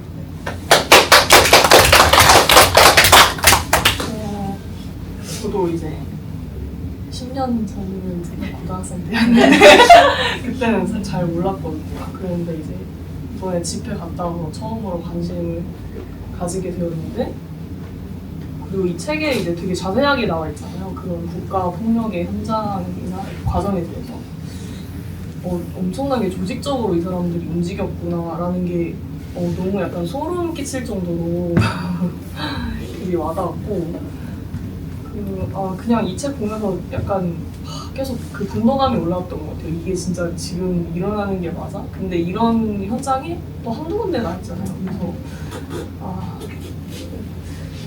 그럼에도 이제 밀양 할매들은 희망을 잃지 않으시고 언젠가 송전탑이 뽑힐 것이다. 그것이 미래다. 이렇게 딱 그 마지막에 챕터에 딱 소피가 읽어줬는데 그 부분에 약간 울컥하더라고요. 네. 이상입니다. 저는 이번에 버스를 준비만 하고 따로 타고 갔었는데요. 근데 갈 때 이제 비 계속 왔잖아요. 비 오고 안 겠기도 한데 터널을 딱 나오는데 청도 1터널이고요. 도정마을 쪽에 이렇게 송전탑이 산에 박혀 있거든요. 근데 그렇게 그러니까 너무 준비되지 않은 상태에서 송전탑을 만난 거예요. 굉장히 아직도 정말 꿈에도 나올 정도로 생각이 나요. 근데 저는 사실 이렇게 현장에 가고 이렇게 함께 하는 게 좀 빚을 마음을 갚는 마음으로 가는데 이게 빚이 해소가 된다기보다는 빚을 좀 빚을 마주하고 빚을 끌어안고 빚을 기억하는 것이 바로 우리의 빚을 갚는 행동이 아닐까 싶었어요. 그래서 오늘 읽은 부분에서도 우리가 계속 기억을 한다는 거, 기억하고 나누고 그리고 행동한다는 거, 또 기억을 전한다는 거, 그것이 지금 우리가 함께 지금 하고 있는 게 아닌가 생각이 들었습니다. 알겠습니다. 저는 아까 이 책 읽기 전에 그 얘기를 해서 저는 그 11년, 12년 전에는 그냥 희망버스에 가지 못하는 상황이었는데 그때 애기가 갓난애기여가지고 그리고 이번에도 일을 있어가지고 못 가고 좀 미안한 마음이고요. 제가 얼마 전에 1985년도에 나온 목동 아줌마라는 책이 있거든요. 근데 목동 아줌마가 뭐냐면 그 1970년대 후반부터 목동을 그 판자촌을 쫙 밀어버리고 거기를 재개발하는 그 철거 투쟁을 기록한 소설 형식의 책인데 똑같아요. 정말 그 헛소문을 퍼뜨리고 주민들 이간질하고 막 약점을 잡아서 협박하고 막 서로 정말 미워하게 만들고 막 정말 뭐 가짜는 그런 막 거기는 아파트 분양권도 아니고 아파트 분양 추천권을 막 찬성하는 사람들한테 주고 이런 막 그걸 취직시켜준다 이런 또 소문을 퍼뜨리고 이런 게 나오는데 정말 너무 비슷한 거예요. 근데 아마 그 전에부터 있었겠죠. 그리고 점점 수십 년에 걸치면서 더 정교하게 됐을 거고 저는 새만금 싸움을 하고 있는데 그 싸움은 정말 이런 식으로 백서도 남지가 않고 거기는 아예 사이가 안 좋은 형태로 남아있는 정도도 아니고 그냥 어민 공동체는 이제 완전 사라진 상태니까 끔찍하고 그리고 그래도 이렇게 기록이 남는다는 것 자체가 굉장히 소중하다는 생각을 하고요. 구술을 해주신 분들도 감사하고 구술을 해서 책을 만들어 주신 분들도 감사하고 그리고 이렇게 우리가 알면 또 대응을 할 수 있잖아요. 아, 저놈들이 이렇게 나오겠구나, 또 뻔하게 이렇게 나오겠구나 알면 또 마음의 준비를 할 수 있으니까. 그리고 진싸움 같은 사만금도 진싸움 같지만 그 원래 서해 간척 자원도라고 계획이 있는데 그걸 보면은 새만금도 서울 크기 어마어마한 크기인데 그거보다 정말 거의 10몇 배의 더 넓이를 그냥 서해와 남해 섬들을 전부 다 이어가지고 전부 다 땅으로 만든다는 그런 미친 계획이 원래 있었어요. 근데 새만금을 마지막으로 더 이상은 그런 대규모 간척이 불가능해진 거죠. 그때 싸움으로. 그래서 졌지만 완전히 진 싸움은 없구나 이런 생각을 하고 밀양도 그 뒤로 주민 설명을 하고 뭐 합의에 이르고 이런 과정이 조금이라도 민주화되는데 당연히 기여를 했을 거라고 생각을 하고 이제 탈핵이라는 큰 전환점을 이제 시작하게 된 계기이기 때문에 졌다고 말하고 싶지 않습니다.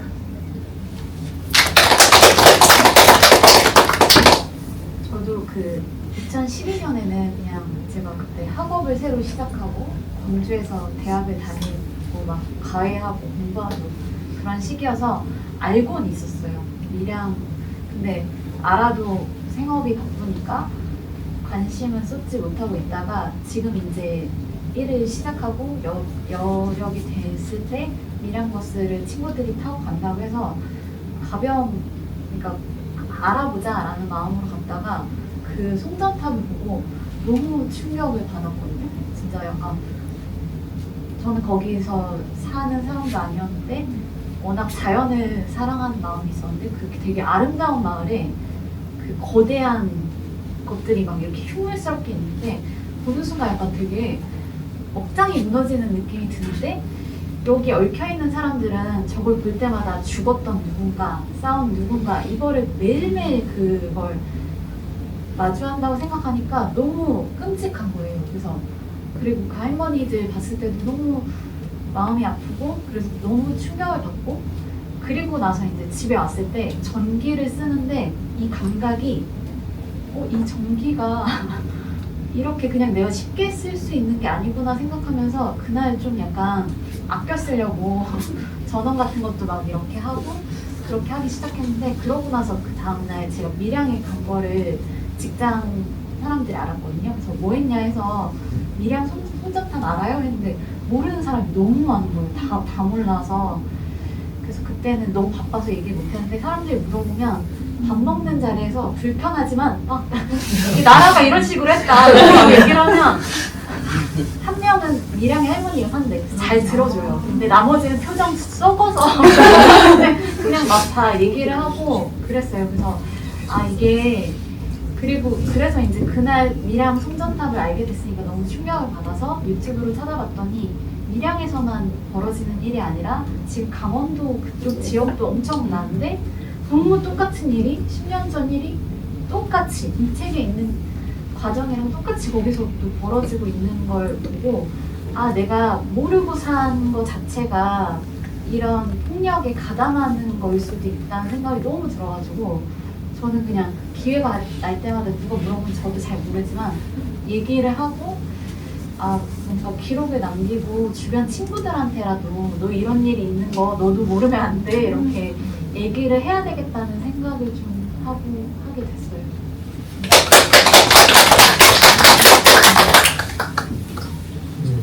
제가 읽었던 부분은 나란 일에 대한 건데 그 할매들이 생각했던 나라는 뭐 대한민국 민주정부, 대한민국의 어떤 정부나 특정한 공화국이 아니라 그 마을에서 이어왔던 수백 년간 수천 년간 이어오는 어떤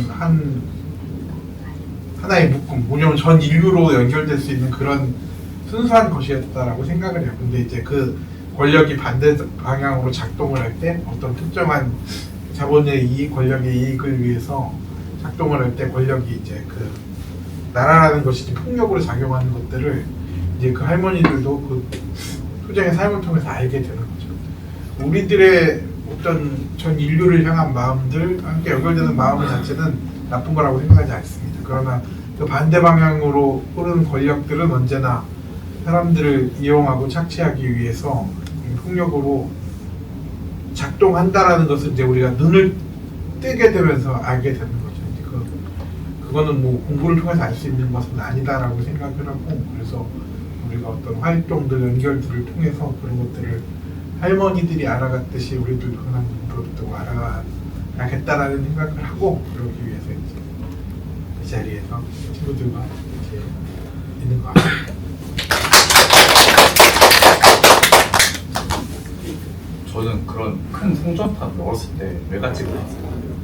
그냥 그때는 엄청 크고 무서워서, 그리고 그 위에 새들이 있으니까 저기 엄청 큰 전기 지나간다. 멋있고, 어떻게 보면 멋있잖아요. 어렸을 때는 되게 로봇 같고 사람 모양의. 근데 그래서 그 한편으로는 그때 잘 모르니까, 그래 전기 우리가 써야 되니까 저런 전기줄이 있어야 되지. 그때 진짜 모르잖아요. 우리가 지금 쓰고 있는 이런 것들도 다 전기니까 어딘가에 만들어져야 되는 게 당연한 거 아닌가? 어린 때는 할 생각도 없으니까 그렇게 사실 살았던 것 같아요. 바로 첫 번째 그 손톱닦아의 경험인데, 이렇게 이제 알게 되고 미량까지 가보고, 진짜 거기 건데 이상하게 옛날에 외갓집에서 봤던 손톱보다 훨씬 큰 거예요. 느낌이 사이즈가 훨씬 뭔가 저 외갓집에 있던 거는 그래도 그나마 좀 구석에 있어서 사람들 근처에 없었는데, 집에 약간 거기 사이즈가 20명 약간 그란데 사이즈만 예쁜 사이즈. 색깔도 파란색이잖아요. 저 옛날부터 다 시커맸거든요. 그랬는데 그래서 약간 내면서 우리한테 저 모두를 평범하게 누리고 있던 그런 전기가 되게 정의롭지 않은 그런 어떤 걸 확실히 알게 되었고요. 알게 된 이상 그래도 어떻게든 어떤 뭐 갈지 안 갈지는 하겠지만 어떤 형태로든 좀 활동하는 사람이 되지 않을까 생각합니다.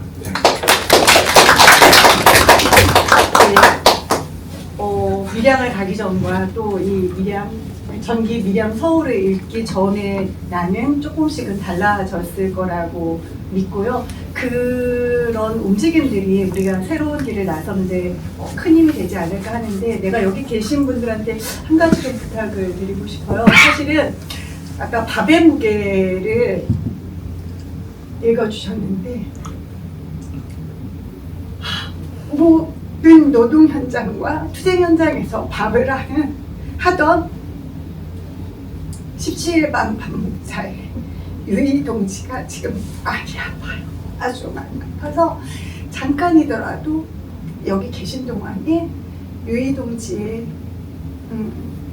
케어를 조금 빌어주셨으면 좋겠고요. 제가 밥의 무게를 읽을 때부터는 제가 지금 좀 추스리기가 너무 어려웠는데, 유희 동지는 사실은 소성리, 밀양 어디든 안 간 곳이 없는 동지예요. 가서 곳곳에서 투쟁 현장에서 밥을 하고, 많은 사람들한테 투쟁 현장에 한 번이라도 참여한 사람들은 유희 동지의 밥을 먹지 않은 사람은 저는 없을 거라고 생각하고요.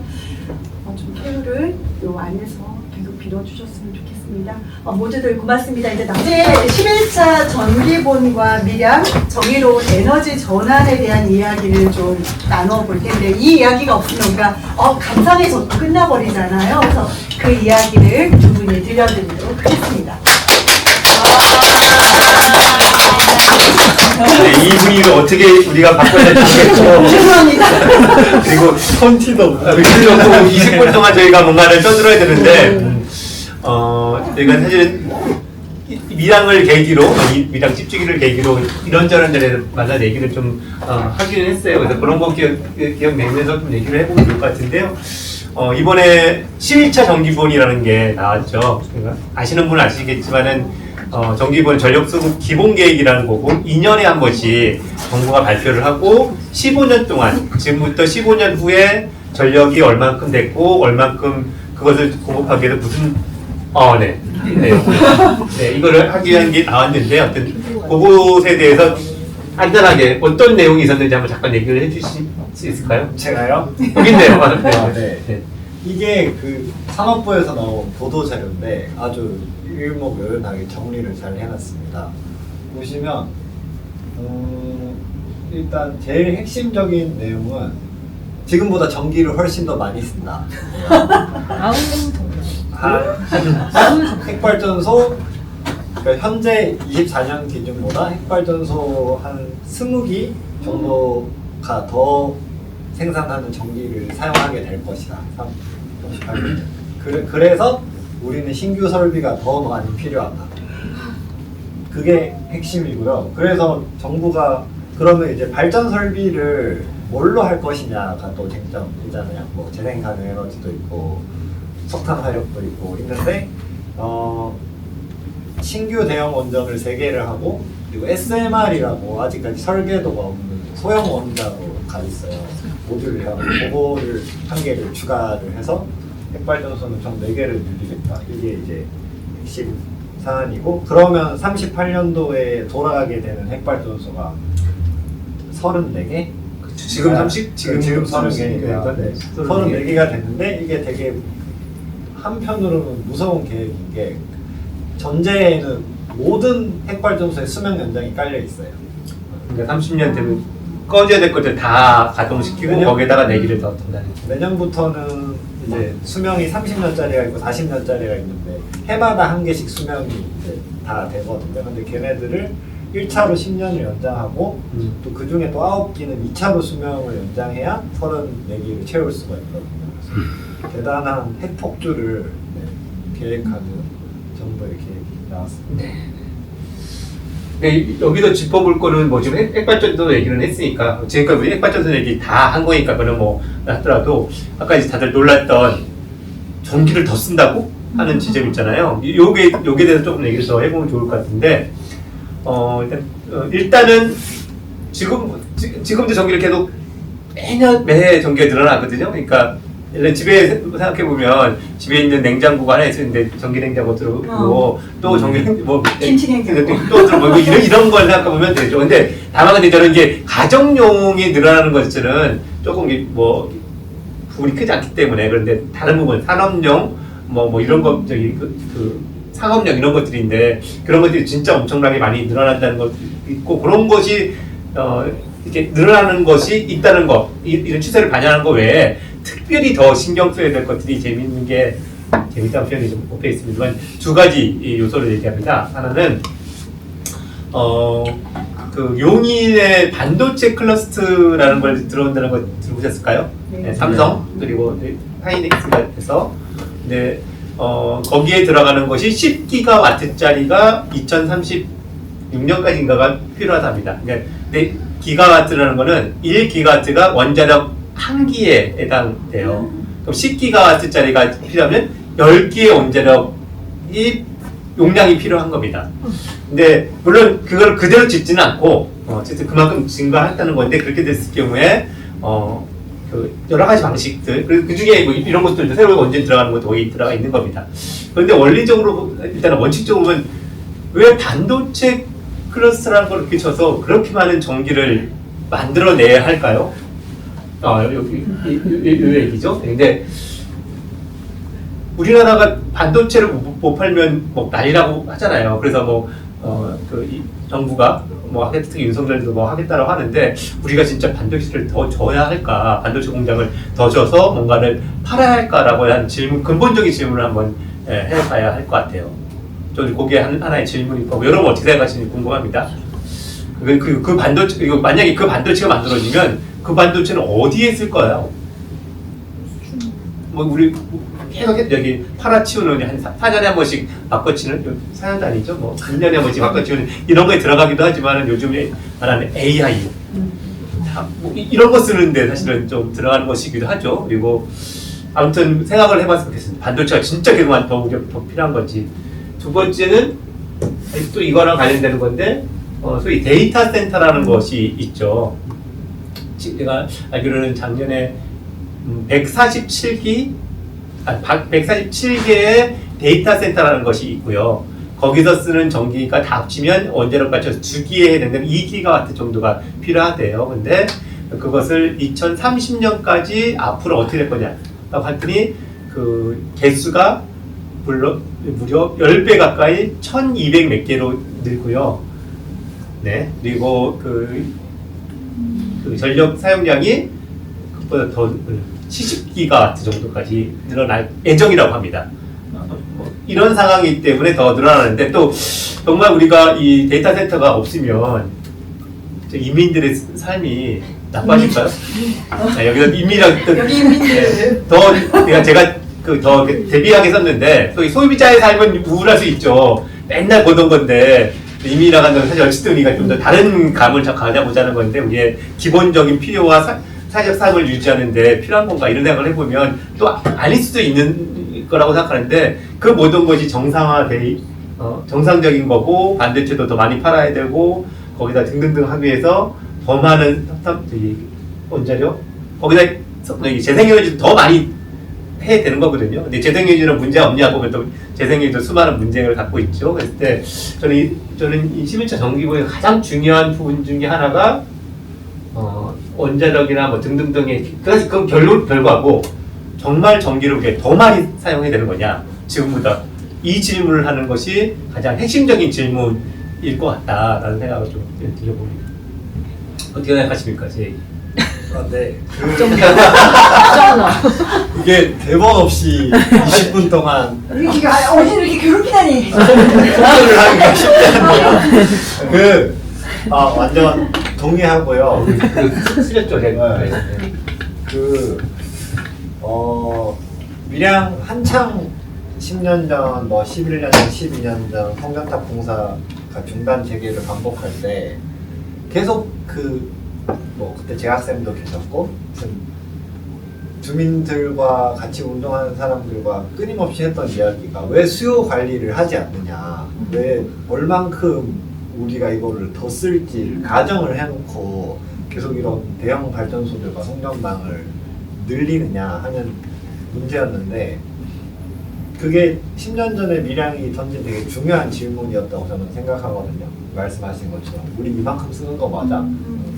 이 산업에 쓰는 거 맞아? 이런 삶을 구성하는 거 맞아? 이런 질문들을 던졌는데 결과적으로 보면 10년이 지났는데 이제 정부에게 영향을 미치는 데는 실패했죠. 얘네들은 더 많이 하겠다고 하고 있으니까. 그래서 말씀해 주신 것처럼 그런 사실 수요라는 게 말로 하면 얼만큼 필요하냐라는 이야기이지만 삶이랑 되게 직결된 문제이잖아요. 그래서 이거를 잘 다뤄야 한다, 계속해서 말해야 한다는 것은 완전 동의를 하고, 그리고 또 그런 것도 말씀해 주신 것처럼 그런 재생 가능 에너지나 핵발전소가 아니면 문제가 없냐라는 질문들도 밀양 운동을 하면서는 계속 생겼었거든요. 뭐 예를 들면 지금 용인의 반도체 클러스터에 전기를 넣기 위해서 동해안에서도 초과 분노블로가 오고 서해안은 밀양 이후에는 얘네들이 육상으로 장거리를 하는 게 너무 부담인 거예요. 그래서 해저 케이블로 묻어서 이렇게 해남부터 쭉쭉쭉쭉 풍력 발전단지들의 전기를 다 모아서 전부 경기도로 넣으려고 계획하고 있거든요. 근데 이런 수도권 그리고 대공장에 아주 밀집된 수요를 계속해서 공급해주는 시스템이 유지되면 핵발전소 다 없어지고 거기에 대규모 재생 발전 단지가 생겨서 송전탑으로 그대로 나르게 될 수도 있는 일이잖아요. 그래서 저는 수요에 관한 이야기 그리고 재생 가능 에너지로의 전환, 공공과 시민들이 경제 논리가 아닌 전환이 되는, 그리고 거기서 분산을 어떻게 할 것인가, 각자 자동률을 얼만큼 높일 수 있는데 라고 질문하는 게 동시에 필요하다고 생각해요. 네, 그렇죠. 근데 저는 조금 더 근데 한 가지는 예각해서 보고 싶은 게 얘기를 극적으로 풀기 위해서 그러면 밀양 갔다 와서 집에서 출렁을 다 보고 왔다고 했잖아요. 사실 우리도 그런 사람들 다들 하고 계신데 사실은 솔직히 그걸로는 이게 소위 대세를 바꿀 수 없는 거. 왜냐면 10기가 아트짜리 새로운 산업단지가 생기면 뭐 그런 거 다 그냥 그런 거잖아요. 근데 이 사람들이 그 삼성전자가 그것을 하고 그걸 정부가 하겠다고 하는 이 구조 자체가 바뀌지 않는 이상 집에서 하는 건 사실 죄책감만 우리는 쌓이고 이런 거에 불과한 일일 수도 있다는 생각하거든요. 그러면 대체 왜 그렇게 새로운 산업단지를 만들어서 들어가려고 하는 건지에 대해서 근데 거의 유일한 이유는 돈 모으겠다는 거잖아요. 근데 그게 그렇게 만들어진 반도체와 그렇게 만들어진 데이터 센터가 정말 무리들의 삶에 도움을 주는 거냐라고 질문했을 때 그것이 도움이 아니라고 하는 자체가 저는 점점 증거는 쌓이고 우리는 그 깨달음을 갖고 있다는 생각하거든요. 어떤 역으로 보면 그렇게 이윤을 생산해서 끊임없이 뭔가를 생산해서 팔아먹어야 된다고 하는 이 문제를 어떻게 해결할 것이냐를 본격적으로 초점 맞춰서 싸우지 않고서는 우리는 우리끼리 그러니까 집안에서 이거 했니 안 했니 이렇게 싸움을 갈 문제는 아닐 것 같다는 생각이 들고, 물론 우리가 할 수 있는 삶에서의 다른 방향을 찾아야 되는 건 기본이겠지만은 더 중요하고 핵심적인 우리의 싸움의 대상이랄까, 이게 뭔가를 정확히 보고 올 필요가 있다. 그래서 이번 기회에 사실 제가 21차 정부비에서 그나마 좀 뭔가 다행이라고 생각하는 건, 정말 이건 이제 그 비유 어떻게 좀 조심스러운 표현이지만 너무 명확하게 삼성전자라고 하는 대가 돈을 벌기 위해서 이만큼의 전력을 많이 필요한다는 게 너무 명확히 딱 드러나버린 거예요. 노골적인 기획. 네. 근데 사실 이거는 전력뿐만 아니라 물도 관련되는데요. 반도체가 전력을 먹는 하마인 것처럼 물을 먹는 하마예요. 그래서 지금 거기에 들어가는 물을 공급하기 위해서 팔당댐, 그리고 저 위에는 하천댐에서 물을 끌어다 쓴다는데, 그랬을 때는 수도권 지역에 들어가는 물 공급 자체가 위험해질 수도 있거든요. 그러니까 이건 말 그대로 사람들이 마실 거냐, 반도체를 만들어서 돈을 벌 거냐 하는 문제까지 있다는, 그러니까 수많은 일들이 관련된 문제여서 이 문제, 눈에 두드러지는 삼성 반도체 클러스터라고 하는 이것을 우리가 어떻게 저지할 거냐는 문제로 저는 나가는, 물론 삼성만의 문제는 아니겠죠. 전체적인 아니겠지만 대표적으로 드러난 이 문제에 대해서 우리가 같이 보고 싸워야 될 상황이 아니냐 이런 생각이 듭니다. 주제. 네, 20분을 다 채우시진 않으셔도 네네네. 되고요. 전달될 내용들이 충분히 전달되었으면 이 자리를 네. 마지막 한마디 하시죠. 그래서 이제 어떻게 싸울 건가가 좀 계속 고민인데요. 사실 8일 그 희망버스는 저희가 이름이 되게 거칠었잖아요. 그래서 네, 윤석열 핵폭주 원천 봉쇄 결의대회가 거친 거구나. 나왜 거친다는 느낌이 뭐. 안 거칠었나요? 네, 별 생각도 다 없었던 사람. 희망버스랑 같이 있어서 좀 덜 거칠어 보였을 수 있는데, 사실 일부러 그렇게 이름을 되게 거칠게 잡은 것이었거든요. 네. 그런데 집회는 어쨌든 그 밀양 아직 버티고 있는 주민들, 어른들이 되게 좋아하셨어요. 그 비가 많이 와서 다음날 전화 괜찮냐고 해서 전화를 돌렸는데 다들 기분이 너무 좋으셔서 괜찮대요. 자꾸 내 생각에 안 괜찮을 것 같은데. 그런데 이제 집회에서 우리가 쟤네들이 저런 계획을 세웠고, 그래서 우리 팀 모아서 이어받아서 싸워보자라고 약속 아닌 약속을 했지만, 이제 그러면 올해 또 어떤 싸움을 조직해볼 수 있지? 말씀하신 것처럼 저는 정부가 세우는 전력과 관련한 계획이 정말 밀양만큼 싸워야 겨우 그렇게 눈길이라도 주는 정부가 우리 뭔가 잘못하고 있나 그런 생각을 만들게 하려면 하반기에는 뭘 해볼 수 있지? 뭐 이런 고민들을 계속 하고 있고, 답은 잘 모르겠는데 답은 같이 찾으면 된다고 생각하고 같이 싸워주셨으면 좋겠습니다. 투쟁. 그럼 이제 어진님은 들어가시고 재강님은 노래를 들어야 되니까 직접 나가 계시면 되고요. 이런 싸움을 벌이고 있는 곳이 대전 가까이에도 있습니다. 지금 금강 세종보 밑에는 천막을 치고 48일 동안을 버티고 있는 활동가들이 있는데요.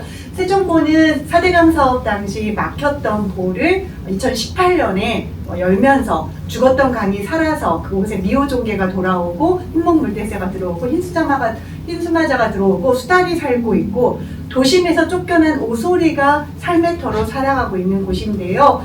환경부가 세종시가 그곳을 수문을 닫아서 그들의 서식지를 모두 물에 잠그고 거기에 세종에 있는 수상 스키단 그 선수들의 연습장으로 쓰겠다고 하고 있습니다. 그러기 위해서 물을 막고 그리고 거기에 수륙약 뭐 이렇게 돌아다니는 보트 차를 관광 레저로 그 사업을 하겠다고 하면서 올해 상반기에 문을 닫겠다고 해서 그 문을 못 닫게 하기 위해서 물에 잠기는 부위에 천막을 치고 있습니다. 지금 사람들이 있으면 그곳에 물을 감수를 못할 거라 믿고, 그런데 지금 2차 개고장까지 왔고요. 2차 개고장 이후에 아직 3차 개고장은 오지 않고 고발 조치 하겠다라고 하고 있는 상황이지만 최선을 다해서 사실은 세종보를 더 이상 가동하지 않겠다는 다짐이라도 받아내지 않는 한 그곳에 있는 활동가들은 나오지 않고 끝까지 싸움을 이어가려고 하고 있습니다.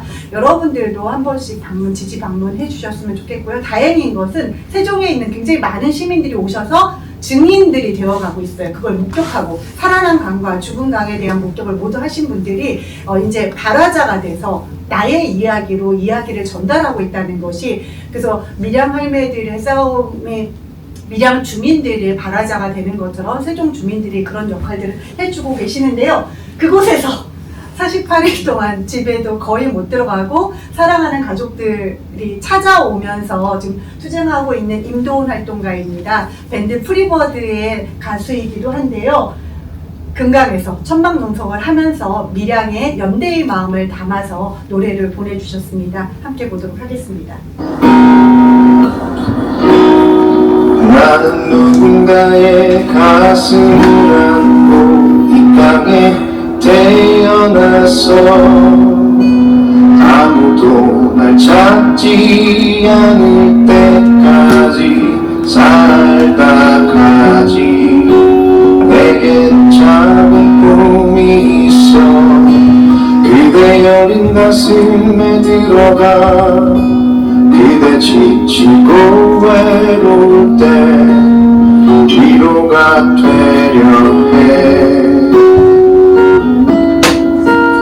때론 누군가를 사랑하고 그대 행복할 때 때론 그 사람이 너무 아파 눈물 질 때 때론 지난 세월이 그리워 그대 한숨 질 때 그렇게 난 언제라도 그대와 함께 하려네. 한때 나와 나의 동료들이 거친 세상에 맞서 싸우던 사람들의 분노가 되고 희망이 되어 거리에서 온 땅으로 그들과 함께 했지. 그땐 그대들과 난 아름다웠어. 비로 미친 세월에 묻혀 사라진다 해도 다시 한번 그대 가슴을 펴고 불러준다면 끝까지 함께 할 테요.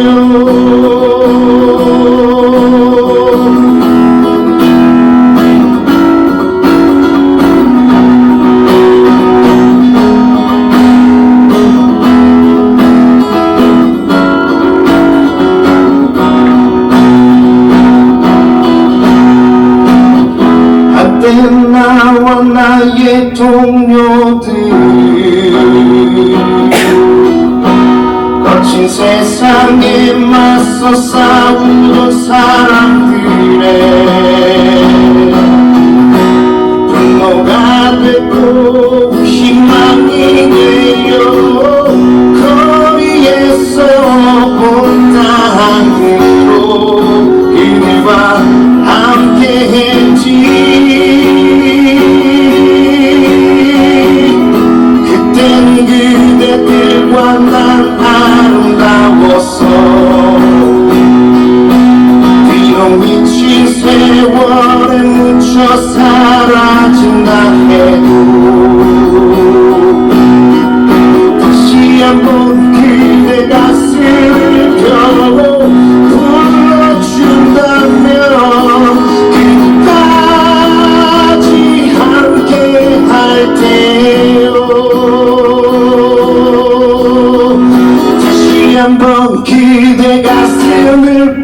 불러준다면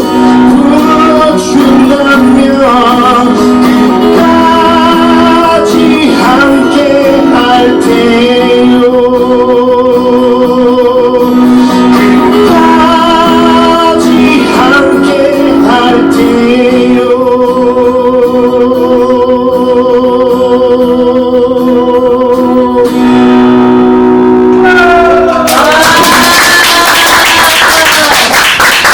고맙습니다. 더 말해줘! 백발전! 미력! 투쟁!